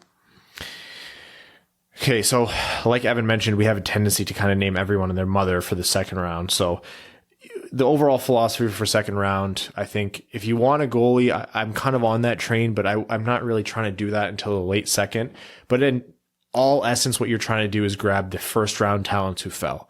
And because Detroit has 3 swings at the bat there, 2 of them pretty high up in the second, one of them being the first pick in the second, Detroit has an opportunity here to make out better in this draft than they did in the Zadina, Veleno, Bergeron draft, which is looking fantastic so far. Overall, let's just get this out of the way. There's going to be questions of who's the next Braden Point. Look, if we knew, we would have mocked him in the first round. That's just the reality of it. If you're looking at guys who are ranked really late, who could, by some miracle project extra, end up like as one of the top players in the draft, I don't know if any of those guys jump out at you, Brad. Okay, so I'm going to kind of modify the question to give an answer. I'll just pick a guy I've got ranked in my second round that I don't think I've seen him ranked in any other second round, so I'm much higher than most. And that I think could pop off. So there's this thing when a player who's a late riser, who's had underwhelming production for most of their career, gets paired up with a great player, it's immediately, he's not good. It's just because of that guy. Well, one of Shane Wright's line mates, well, both of Shane Wright's line mates popped off this year, but I don't think it's necessarily because of Shane Wright. If you're looking for compete, a good skill set, a willingness to go to all the dirty areas, like a Steve Yzerman type guy, and with more skill than I think he gets credit for, I'm a big fan of Zayd Wisdom.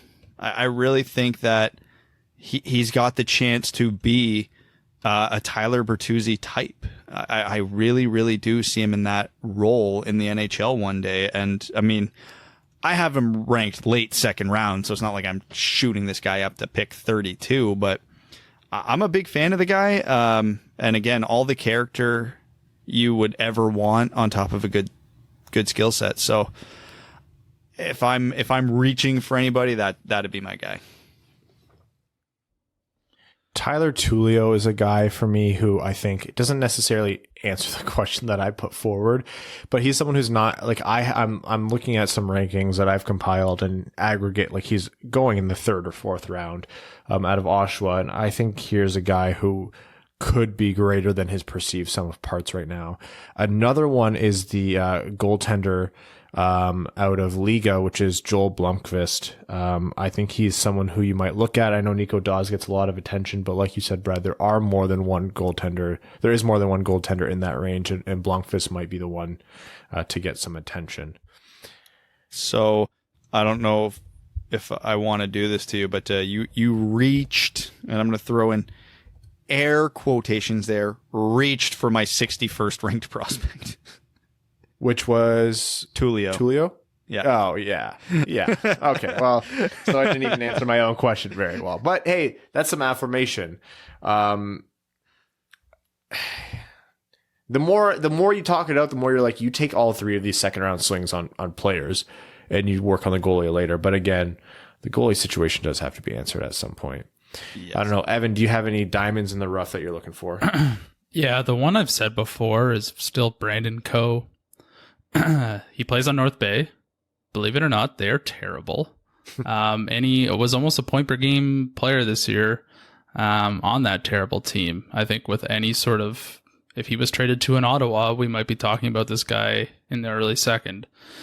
The only downside to his game that I don't like is he looks really lazy, but we've heard that about Anthony Mantha, and I don't think that's true at all. So he could be a diamond in the rough. The other one I just sort of looked up today while I was kind of looking at some sleepers, but I think he could be available way later in the draft. Brad, do you know who this is? It's Veeti Miettinen. Veeti Miettinen? Yeah, I have him ranked 46 right now. And I'm looking at like the ranking boards, the consolidated ranking boards of all the other big guys, and they have him like 63rd, 69th, 95. And he's got some really good numbers in I think it's the Junior Finnish League. And the things they're writing about him is he takes a lot of shots, which sometimes isn't great, but he's got great speed, great skating, and, with a good coach who could, change things to a higher percentage shooting, he could be a good pick as well. Okay, I have 2 more topics here before we jump into overtime. First is going to be an important one. We talked about the different players who might be selected 4th overall. Let's talk about the opportunity of trading 4th overall. No. It's, as Brad alluded to, not terribly likely because trading near the top is pretty sticky. Trading up, I think, is extremely unlikely. So I don't know if we'll even spend too much time speculating on that. But there has been conversation about what if Detroit trades back? What if New Jersey with picks 7, 18, and 20, they want to move up? Is there a world where you trade back if you're the Red Wings? And what would it take? Yeah, and it would have to almost certainly be New Jersey and only New Jersey, because I am not entertaining this without another first-round pick coming back. So if New Jersey wants to, I think Max actually put in his article, it was something like 4 and 45 for 7 and 20. Yeah, I would entertain that. I don't know if I'd love that. I would have to be pretty damn confident that one of my guys was going to fall to 7, because if we end up trading back to 7 and then picks 4, 5, and 6 are Raymond, Rossi, Perfetti, I'm pissed. But if you can trade back to 7 and get one of them, basically all you have to be is confident that one of Drysdale, Askarov, or Sanderson goes there, which I think is a pretty strong likelihood. That would be a very worthy trade back, and I would do that in a heartbeat if I were the Red Wings, because then you got to think you're essentially swapping pick 45 for 20, and you're turning at that point hypothetically Luke Evangelista into maybe a Rodion Amirov, a Lucas Reichel, a Maverick Bork, Dylan Holloway, Caden Gooley. That's a pretty big upgrade, even though it's a very deep draft. What about... Sorry, go ahead. I'm going to grab pie. You may now continue. What about pick 6 and 27 from the Anaheim Ducks in exchange for pick 4 and 45?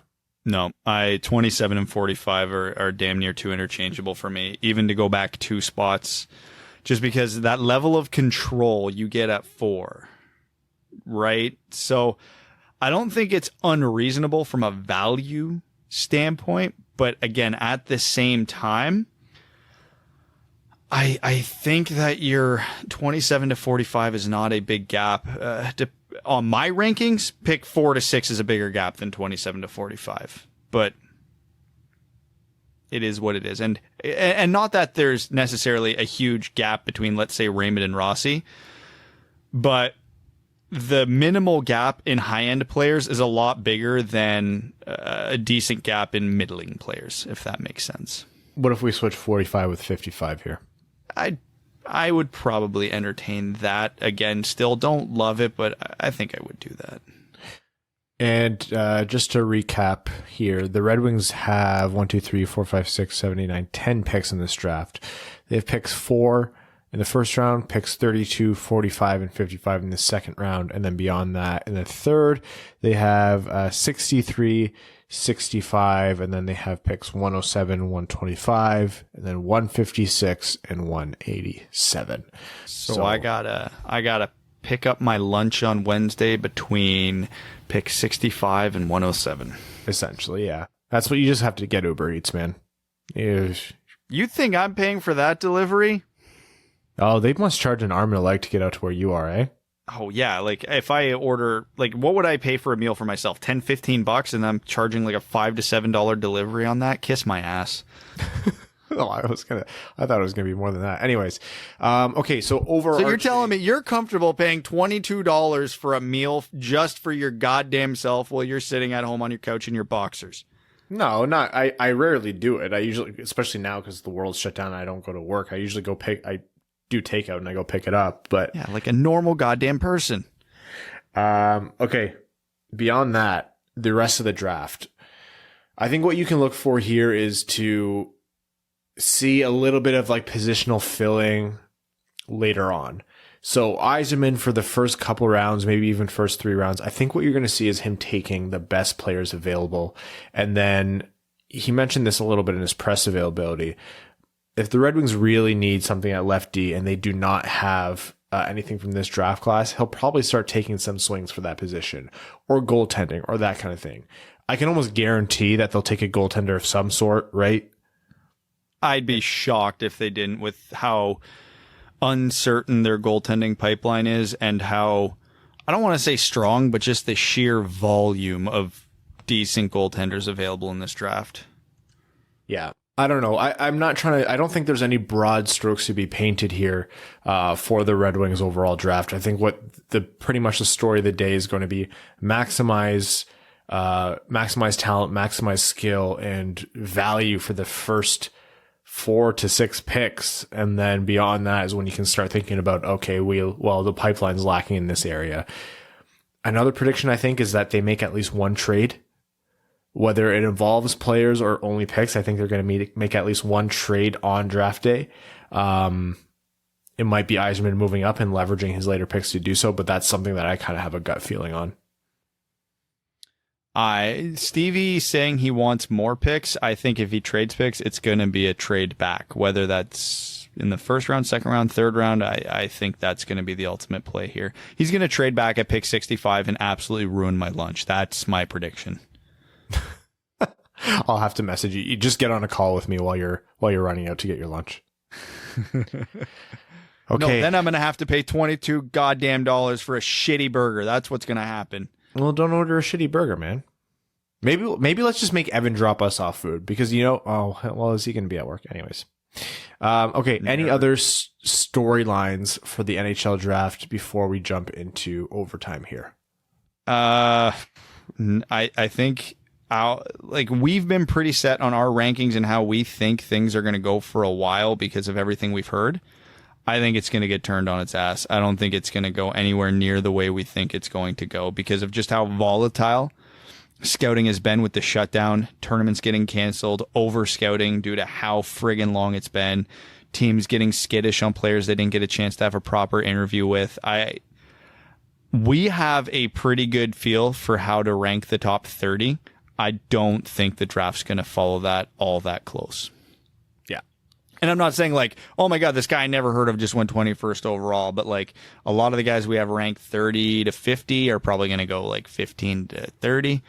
I think the top 10 is probably going to be reasonably safe. But I think once we get beyond that, it's going to be wide open.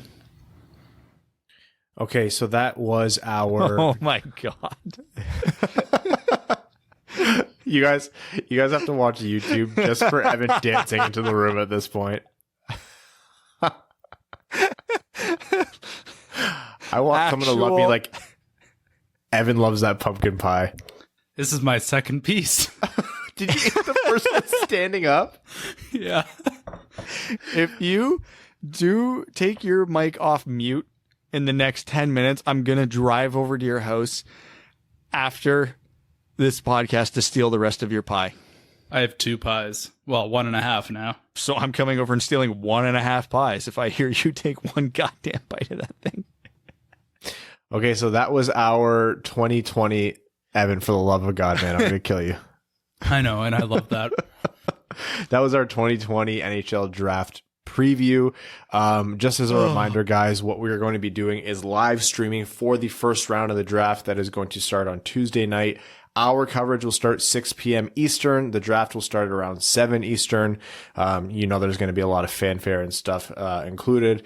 We are going to be doing day 2 coverage as well. Stay tuned for that. There will likely be a Patreon exclusive component to that.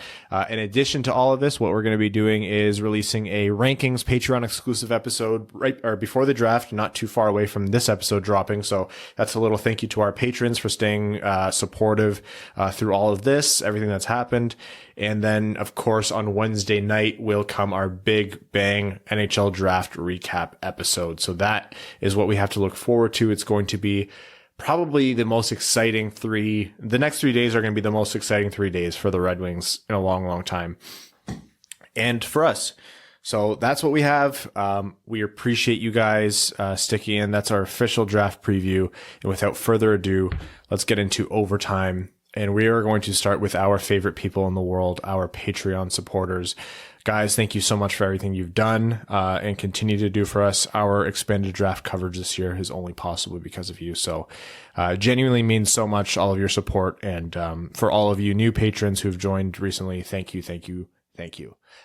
We're going to start with Eric O, who says, hey guys, it'd be cool if you each came up with your answer for this one. What would be a trade that Stevie could theoretically make, whether for roster players, picks, or prospects, that an unbiased NHL stats nerd with no favorite team would think is a completely fair trade, but would make you personally die inside as a lifelong Red Wings fan? Whether that be because you hate to see one or more of our guys in the jersey of a rival team, or you'd hate to see a player, you have to see a player you hate in the winged wheel sweater. So a trade that I would hate because of where the player would be going would be Anthony Mantha to the Habs. And I'm thinking about... Don't feed into it.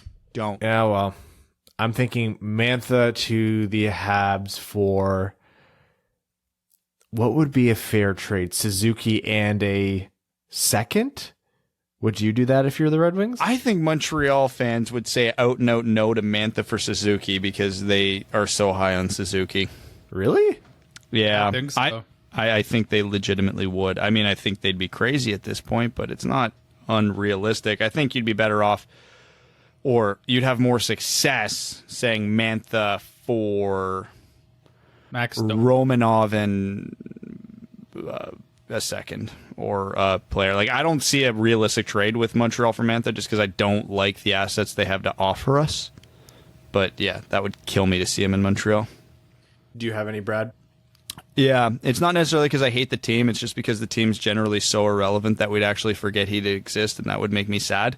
But it's filling two positions of need for both teams, at least in the short term, and they're around the same age. And because Mantha's an RFA, we have to assume they're both cost-controlled for a while, is sending Anthony Mantha to the Minnesota Wild for Matt Dumba. And I really don't want to trade Mantha. He's like my favorite, one of my favorite, if not my favorite player on the Red Wings right now, so I'd be crushed. But, I mean, from a hockey standpoint, it makes sense.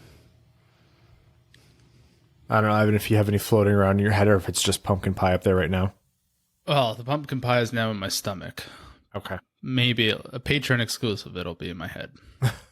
I can't think of like a viable trade, but I was just thinking of players that I would hate to see on other teams, and it's Mantha and Larkin.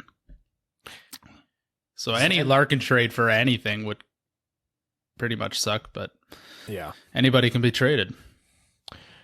Zen Eisman says, I know we aren't really in the business for trading for a Line A, even though he's 22 because of a lack of a farm system. However, I can't help but try to come up with trade scenarios for him. The best I could come up with is Veleno, DeKaiser, and next year's second. And while that's still better than what some people are throwing out there on Twitter, I don't think the Jets would even take it. What's a realistic trade that you'd feel comfortable with trading for Line A?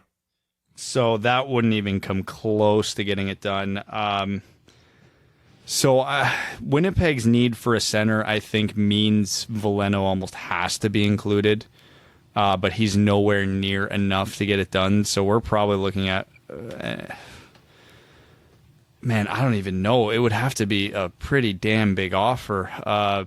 McIsaac probably would want to be in there. No, that's not. I don't even think that's enough. I'm not even sure Winnipeg would say yes to Veleno and Seider. I'm honestly not. They'd be nuts to not do that. I would agree. Sorry, I take that back. A literal potential 50-goal scorer is what they're giving up. Even though he's a winger and he has his deficiencies in his game, there are a lot of goals that are being given up there. So, I mean, I think that would probably be roughly the framework of the trade. I don't know if I love that from either team's perspective, but there's your hypothetical. I think they'd be looking for either Seider or Veleno plus the 4th overall pick. Oh, and the 4th overall pick I don't put in play for Line A in my mind. No, me neither, but I think that's where they would probably start would be Seider in the 4th, Veleno in the 4th would be the two options of where they start.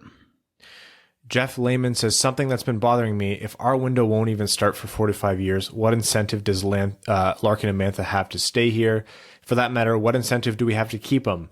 I want them to do well in their career, and it just seems hard to imagine Mantha especially will give up his most productive years to stay with the Wings while we rebuild just to be carried to a cup in his dwindling years. Yeah, you bring a good point with Mantha, and I think that's why there's a real possibility he's not a Wing in 4 or 5 years. So to look at the positive side, I'm going to assume Mantha signs for at least a 3-year contract here, but hopefully it'll be longer. Larkin's still got 3 years left. No team will win a Stanley Cup if your entire roster is under 30 years old. As much as we would love to live in that dream world where it's constantly getting younger all the time, it's never going to go to that extreme. In 3 years, I'm hoping that the Red Wings are not necessarily a contender at that point, but you can very much see them on the upswing. Like, you know, whoever we pick 4th overall this year is trending. Like, he's on the roster and he's doing great. Zadina, Veleno, Seider are all regulars and contributing well.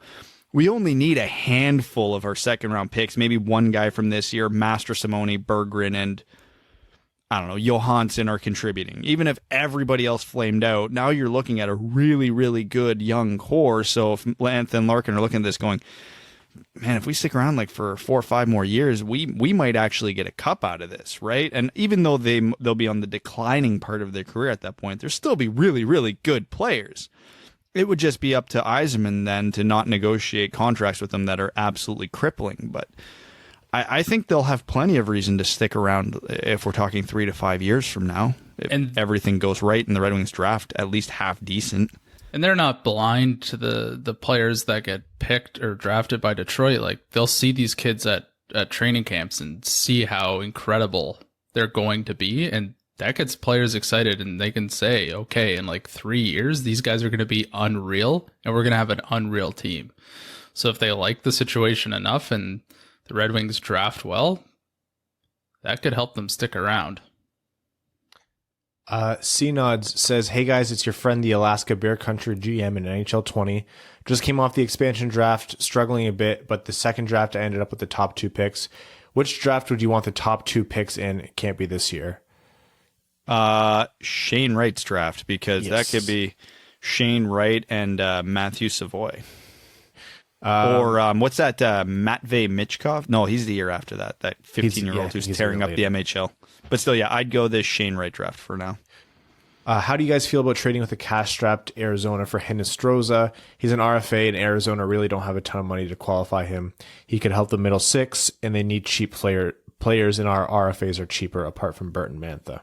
I'd give up a 4th rounder later for him, but I wouldn't go beyond that. He's fine. He's not anything special. Players like him are a dime a dozen. And no offense to the guy. He's still a decent NHL player, but not a hard type of NHL player to acquire. Dylan Krill, who's the winner of our Zadina rookie card, says, which of the following scenarios would you rather have? First scenario, Perfetti 4th, Kuznadinov 32nd, Andre 45th. Second scenario, Raymond 4th, Garanz 32nd, Torgerson 45th, and third scenario, Askarov 4th, Clevin 32nd, Mukhamadullin 45th. Good God, no to that one. First scenario with Perfetti, Kuznadinov, and Andre. Yeah, I think so. I think I'm going with that one. Yeah. Chris B says, thanks for all the hard work leading up to the draft, guys. We all really appreciate the constant content. Much appreciated, Chris. Thanks for tuning in. Who is this draft's Pasternak/Barzal, a mid to late first round guy who has a real chance to become a star in the league? Hendrix Lapierre could be a guy whose injuries pushed him way further down, and if he persists without any major injuries beyond that, could be a guy whose draft stock should have been way higher. I get Tarasenko vibes from Amirov, and that's mid first round. If you want to go a little ballsier, I could see if a couple things improve in their game, I could see like rocket improvement from a Maverick Bork or a Jan Mishak. Cody Stark says, hey fellas, new patron. I believe Cody, a new name level sponsor. Cody, thank you so much. Welcome to the Dub family, and we really, really appreciate your support, man. Says, hey fellas, new patron. I said I'd give the podcast 6 months before I decided to become a patron or not. I must like your show. I'm North Dakota's biggest Wings fan and attend most North Dakota hockey games. I'll be your inside source for Cooper Moore and hey, maybe even Jake Sanderson. Love the show and I look forward to spending my beer money on your episodes. Since I'm a goalie and a goalie coach, my first question is, does whomever draft Askarov have him play up right away? Kind of like a Carter Hart deal. Depends on the team, I know, but man, he is so good. I don't think that's the NHL's MO really, but I think he's up next, like the season after. That's kind of what I have in my head. I don't think they tried to let him roost for too long. I mean, he's already playing in the KHL, right? So I would say 2 more years in the KHL, 1 year in the AHL, and then he's in the NHL. La Plata Peak says Jeff Lehman makes a good point regarding Mantha's career timeline. Sure, he could be there for some success by the time he's in his early 30s, but it would come at a lot of losing and possible other monetary losses. Come Wednesday, it won't surprise me if he's negotiating his RFA status with Montreal, and Max Domi is a head case Detroit will be tasked with figuring out, as well as the bridge deal that goes with it. God, no. Please, God, no. If the he Wings gets traded, I'll be upset, but if he gets traded for Max Domi, I'll be damn near inconsolable. If the Wings also get pick 16 in such a deal, I could probably stomach it. But knowing, 1, Mantha's injury prone, 2, I would love to have him have success, even with a hated Original Six rival. It might be a trade that makes sense for all involved. Okay. I mean, even though we're going through a rebuild, I think one thing people are forgetting, we still need good NHL caliber players. We can't just get rid of everybody who's half decent and expect the entire farm system to come up next year. We have to field an NHL team that... Could you imagine last year's team minus Mantha? Do they even win 10 games? Like you can't do that. You have to keep your good players. Jake Nagy says, gentlemen, the draft is almost here. Please tell us what your reaction would be for each of the following picks at number 4 by using scenes from Brooklyn Nine-Nine. Oh, my recall is going to suck here. Lucas Raymond. I will go with Charles Boyle when he walked into the safe and found out that Jake and Amy had just got engaged. I'm going to go with the captain when he guessed that Amy was late from the bank. He goes, hot damn. I've never watched Brooklyn Nine-Nine. Yeah, I was going to say. Fix yourself. Askarov, I'll be Jake playing the guitar for the guy who he's trying to interrogate, where it's just the da-na-na-na-na. Ah! I'll just be any scene where Santiago has to interact with Hitchcock and Scully. Perfetti. That one's tough. Perfetti would be Rosa with the puppy saying, I've known Cole Perfetti for 5 minutes and I would take a bullet. If anything ever happened to him, I'd kill all of you and myself. Oh, that's a good one. I will... When Captain Holt... realizes on the Halloween episode where Cheddar walks back in and he realizes it's actually Cheddar and he yells, "That's my doggy."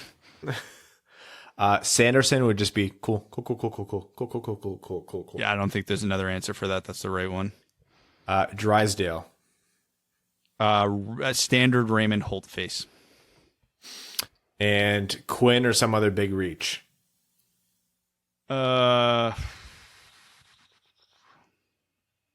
When Jake goes, be right back, gonna go cry in the bathroom now. Yeah. Okay, TJ Nasty says, good day, duds. With some bigger names coming up on RFA, do you think we take a swing at one? Sergachev comes to mind. We could offer 5 to 6 mil and only cough up a first and a third.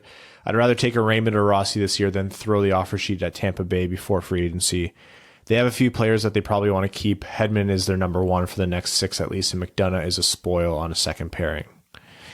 Let me get this out of the way now because I know a lot of these questions are going to come over the next week.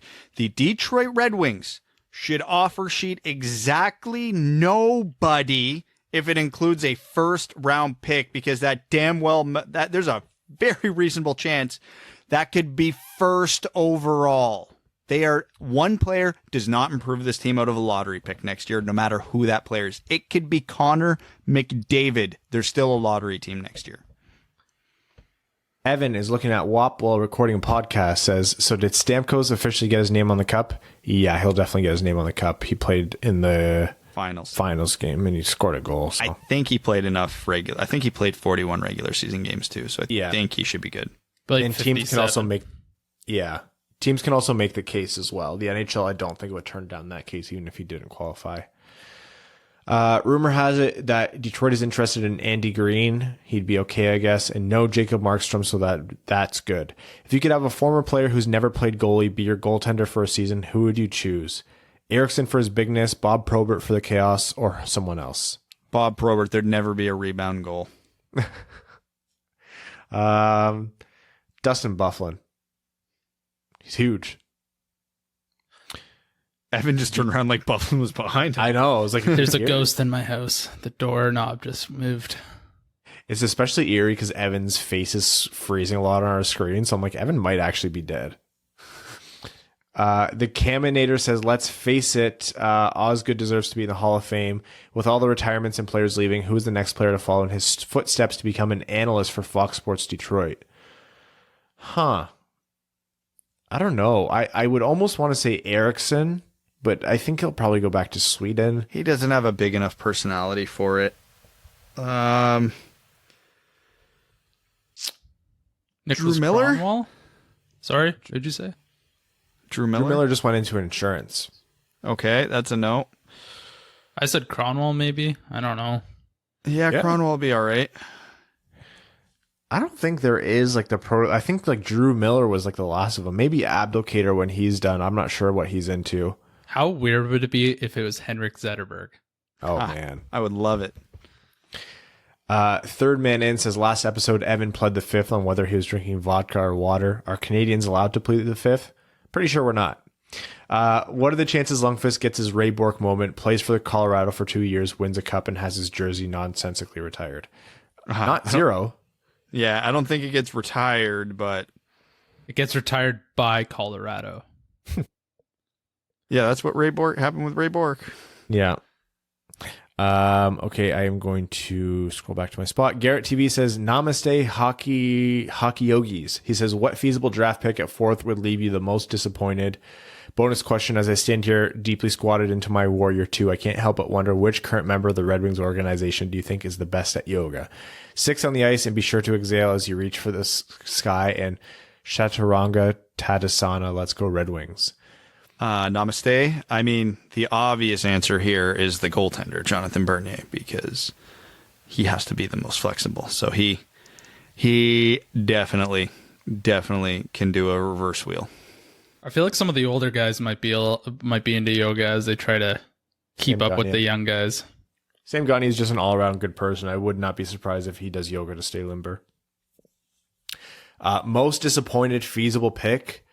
Oh, Askarov, just because of the risk associated with it. I'd be living in perpetual anxiety until he actually comes over. I'd go Holtz or Sanderson just because I don't think those guys have star ceilings. Are we saying like ultimate? Like fourth overall pick that's feasible that you're the most disappointed with? I would have to say it's Askarov because I don't think a goalie at 4 is good value. I think it's terrible value. And you know what we did here? We just absolutely confirmed that that's what's going to happen now because that's how the world works. The blood ritual is complete. The only reason I don't say Askarov is because I think there's a chance he ends up as one of the best 3 players in the draft. And then we pay him $11 million a year and screw ourselves in another wing. Yeah, screw it. Matt Patricia's Stan Club has the shaking hands meme. It's the Lions and the Leafs. It's blowing leads that should have been enough to win the game. Feel confident making this comment since they won't come back. The last 6 times the Lions held a double-digit lead, they've lost the game. That's an NFL record previously held by the Detroit Lions. Here's hoping for Lucas Raymond. I think the Falcons are going to make a run for it. Here's hoping for Lucas Raymond, Matt Patricia hitting the open market, and maybe one other good thing happening before the week is over. Cameron Swick says, if the Red Wings draft Spaghetti, will they give him number 91 or will he have to pick a new number? He's definitely going to have to pick a new number. I will not stand for it. I don't think Yzerman would do it otherwise. He can have Rick Nash's 61 in spirit of that one trade rumor that one time. Luke Southmaid says, what are your guys' thoughts on picks 32 and 45/55 to New Jersey for pick 20 so we can hopefully snatch one of either Reichel or Peterka and get the German mob going, also retire 91? Nope, not a big enough gap in talent from the late first to the second round this year to make me move multiple of those picks for it. Would I do 45 and 55 for it? Yeah, but I wouldn't include 32. No, it's too rich. Evan's bingo card says, Brad, do you know of any prospect who wears the number 69? Evan, now that I have your attention, what should the Red Wings give up? You guys are getting good at that. What should the Red Wings give up in order to acquire the 69th overall pick? That's for you. Darren Helm. Oh, the ultimate meme. He'd go out a true hero. I think it's the only way the Helm Stan accounts would be happy. He's gone, which sucks, but we got 69. I think Evan's checked out. I'm reading which NHL players have worn the number 69. Andrew Desjardins. Don't ask me how I know that. Nicholas Backstrom wore it in the lockout for Dynamo Moscow. Hell yeah. I don't think we know of any prospects who are 69, though. No, I can't think of any. Wingnut says, hey guys, longtime listener, finally doing this Patreon thingy. Thank you so much and welcome to the Dub family. You guys totally deserve it with the great work you put in. So question for you, what's the one thing you don't want to see this draft? I'm not going to lie to you. As much as I will be able to stomach it if it happens, I really don't want to see the Sanderson pick 4th overall. I'd rather Askarov. I don't want Ottawa to pick Stützle and Raymond because I would not be able to handle that, seeing them six times a year. I wouldn't. And there's a strong likelihood it does, but like I'm praying it doesn't. Outside of those, I would say any trade at number 4. I think that just injects way too much anxiety into me. Stevie's Yoga Mat says, sup guys, after doing more homework on Perfetti, I'm on board but still scared of bust potential. Who do you think is the biggest boomer bust potential around the 4th pick? I'm hearing Nugent-Hopkins comparisons, and if everything goes right, is Ryan Nugent-Hopkins worth the number 4 pick? I also asked Will Scouch if he'd come back on and defend my boy Gushin. He thinks he has first-round potential, and he said he would, but I'm sure he's busy right now. Anyways, thanks guys for all the draft coverage. You guys do a great job. Boom or bust potential around pick 4? All right. You want to get... Well, goalie doesn't count. Yeah. Like, Cole Perfetti is the obvious answer here, so I'm going to get weird. Quentin Byfield. No, man. I don't buy that. He's going to be an NHL player no matter what. I have faith in his tools, but until we've never seen him like in true adversity yet. He's so physically dominant in the OHL because of his speed and size. I mean, and he doesn't even really use his size that much. So I don't know. I want to see it. He didn't do anything in the World Juniors. I know it's a 17-year-old. That's hard. He did not have a great Hlinka. I mean, I can't say beyond certainty he's not just going to be a good second-line center. I mean, he's got absolute franchise potential, and I see it, and I get it. But I'm not sure he's going to get there. Joshua Bizura says, what's up, boys? Long time, no comment. Evan, I'm constantly topping the ball pretty much any time I'm not teed up. I've tried bending my knees a lot more to avoid this, but I'm told it's not a good habit to develop. What do you recommend? Get back further from the ball, maybe? Also, wish me luck, because I'm pretty sure my beer league team is going to buy me out if I don't put up 3 points tonight. I feel like when I get further from the ball, I top it slightly more because it's, making my distance to the ball a little bit more. So that might not be it. There's a lot of things it could be. It's hard to say without seeing your swing. A lot of it's to deal with grip and ball position, to be honest. My culprit when that happens to me is I tend to straighten my legs in the middle of my swing, like I'm almost trying to lift the ball. So I always have to put a bit of extra focus in staying down and just swinging through the ball rather than trying to give it loft, which is a bad habit I've had for a while. A lot of people who top the ball just are swinging too hard. That's really all it is. I know everyone always tells me don't try to kill the ball. I'm like, okay. And then I'm swinging. I'm like, I'm fucking doing it. I just swing the shit out of that thing. Mo Money, Mo Pick says, hey guys, seems to be big legs to the rumors of the Devils trading down their 20th pick to Detroit's 32nd and 44th or 55th. We talked about top players available in that range. Also, a free agent question. Tyson Barrie is a name that intrigues me as a possible option compared to Torrey Krug for Detroit. Roughly the same age. Barrie's coming off a rough season with the Make Me Laughs, where I think we can get him on a reasonable deal. He's 1 year removed from a 60-point season, and I see him as a guy similar to Mike Green when we brought him in. As always, go Wings and keep up the great work. I see where you're coming from, but the only way signing a guy like Tyson Barrie would make sense is if we keep him around long enough to when we get to be good, and I don't like to do that with Tyson Barrie at his age. If I did, I would just sign Torrey Krug. I feel like there's going to be a lot of teams who will be looking to sign him anyway. Why would he come to Detroit unless we're going to pay him way more? And remember, Detroit's the rare exception where we have more depth on the right side than the left side, so Barrie being a right shot is going to be a hot commodity still. OG Goal Spaghetti Name Giver says, "Good day, Dud Duds. It has come to my attention that on the last episode of the Talkie Show, someone tried to pass off Goal Spaghetti as their own work, and frankly, I was big mad. I was further enraged when a universally hated Talkie Show host, Rob Kopshow, would not refer to this prospect by his new formal title. Heck you, Brad. For someone that thinks everything is an echo chamber these days, you ain't doing your part. What is your spiciest first-round prediction in general? Anything goes. Get wild." Ooh, let's get weird. Okay, I like that. London. Wait, sorry. What was the question? I'm gonna pull this list up again. Spiciest first round prediction in general. I think Ottawa goes with neither Byfield, Stützle, or Raymond with their third pick. Spicy or hot take? Spicy. Like, is this grounded in some reality? Yeah, like, don't say like an asteroid's going to hit Eisman's laptop and accidentally draft Braden Schneider 4th overall, but, you know, Montreal uses pick 16 for an absolute blockbuster the day of. I like that one.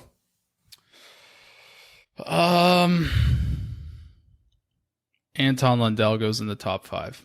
I was thinking about that one. I think he might. Jersey time. Vegas dropped their stripper glitter gold jerseys, and yeah, just when you thought allowing 4 goals in 5 minutes was the worst thing Vegas has done, this comes along. Discuss. I don't mind them. It's a bit much, but Vegas is a bit much. It's very on brand for them. I don't know. They had to do gold for sure, and if you have an opportunity to do a gold jersey, you take it. I just think it looks like how I feel when I'm hungover, and I maintain that. So I liked it, but I couldn't put my finger on it about what was bothering me about it, and then I figured it out. They should have taken the red off of it. The red looks funny with it. It's not horrible, but if they had just went with the gold and gray, like, it would have been fine. But the red just adds that like cheap element, whereas their other jerseys are dark themed that the red brightens it up a bit and it works. It doesn't work on a jersey that already looks like freaking Fremont Street. Quick, Evan. So at first, I only saw the picture of it, and it didn't have the sparkly in it, and I was very confused as why people were all over them about it, because I thought it looked pretty good. And then I saw that egregious announcement video, and then I understood. I was just as mad about that, or disgusted at that video, as I was the sparkling jerseys. So I wasn't saying quick, Evan, like you had to go fast. I meant before Brad was going to give you your opinion for it. No, I'm leaned back, man. I couldn't have been more away from that. I think they had to do gold, but I think it looks terrible. He goes on to say, heckin' Lions, man, when you have a double-digit lead, again, put it in a damn Stay Fresh cheese bag so the opposition can't get to it. Stay Fresh cheese bags, not a sponsor of the Lions, but a Fournier company. Stan Olsen says, hey guys, hope all is well. I hope you all know that ever since I've been listening, summer of 2016, I believe, we've taken Rasmussen, Zadina, and Seider. None of these players were really on our radar to be taken by Detroit. Who do you guys think is more likely? Or what do you think is more likely? A team trades into the top 10 for Askarov, or 2 of Quinn, Amirov, Jarvis, Gooley, or Schneider going in the top 10? Trade up for Askarov, because I could see Carolina being all over that. Yeah. Thank you guys for the nonstop coverage over this long draft season. See y'all during the live stream on Tuesday.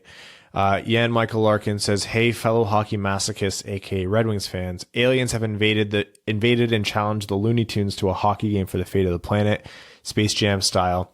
From what 5 players do they steal talent to create a super team? What superstar former player leads the Toon Squad against the alien menace? And why is it Jaromir Jagr? For bonus points, what loony antics might Bugs and company pull on the ice to give them the edge? Did they take powers from current players, though, in the NBA at that time? Yeah, they did. They were all current players. They take David Speed, Weber's shot, Patrick Kane's hands, Bufflin's size. Yeah, so that's 2 defensemen. We need another winger, like a left winger. Maybe Ovechkin. Yeah, Ovechkin and his one. He would 100% want to be in that movie. Oh yeah, Carey Price would be the goalie. Ovechkin's the best candidate to be the guy who fights them. Yeah, I agree. I think it'd be hysterical with his accent too. Joseph Fournier says, hey there, fellas. Another long comment section, so I'll fire off some quick bullet points.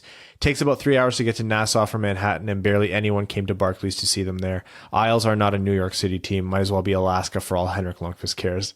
What is Helene St. James' obsession with Jamie Drysdale? She tries to peddle him off to Wings fans in every single article. Her own eulogy will include, in case you didn't know, Jamie Drysdale is available to Detroit at number 4. As the pallbearers flash Jazz hands. Wow, I actually haven't read too much of it, but I guess she really is strong on Drysdale. Every time Torrey Kruger's brought up on the Hockey Central podcast, Jeff Marek has to tag it each time with Detroit. He was just short of calling it a lock last week. I've seen a couple scouting reports criticizing Raymond's work ethic and compete level. Is this bullshit? Stay fresh, cheese bag. See you Tuesday. Yeah, that's bullshit. There's a reason he added like 10 pounds of muscle in 6 months leading into the season. Yeah, no, that's a work ethic problem. Liz B says, people are actually seriously suggesting that Detroit signed Lundqvist. I'm assuming these people just became fans after the season and have been watching games from 2008 for some reason. Sometimes it feels like that. Hank wants to win. It doesn't even matter if we want him. There is no reality in which he's coming here. Okay, we will take 2 Reddit questions. That's all we really have time for. Yeah, actually, I really record another goddamn episode tonight. Cross Crease Pass says, do you guys think if Askarov was a North American goalie, he'd be considered a top 5 pick for more people? No. I don't think it's completely insane to say. All right, Brad, pick a number from 1 to 4. 1. Winged Squigger says, do you think we'll have more or less draft day trades than usual that GMs can't now that GMs can't physically meet each other and discuss before or during the draft?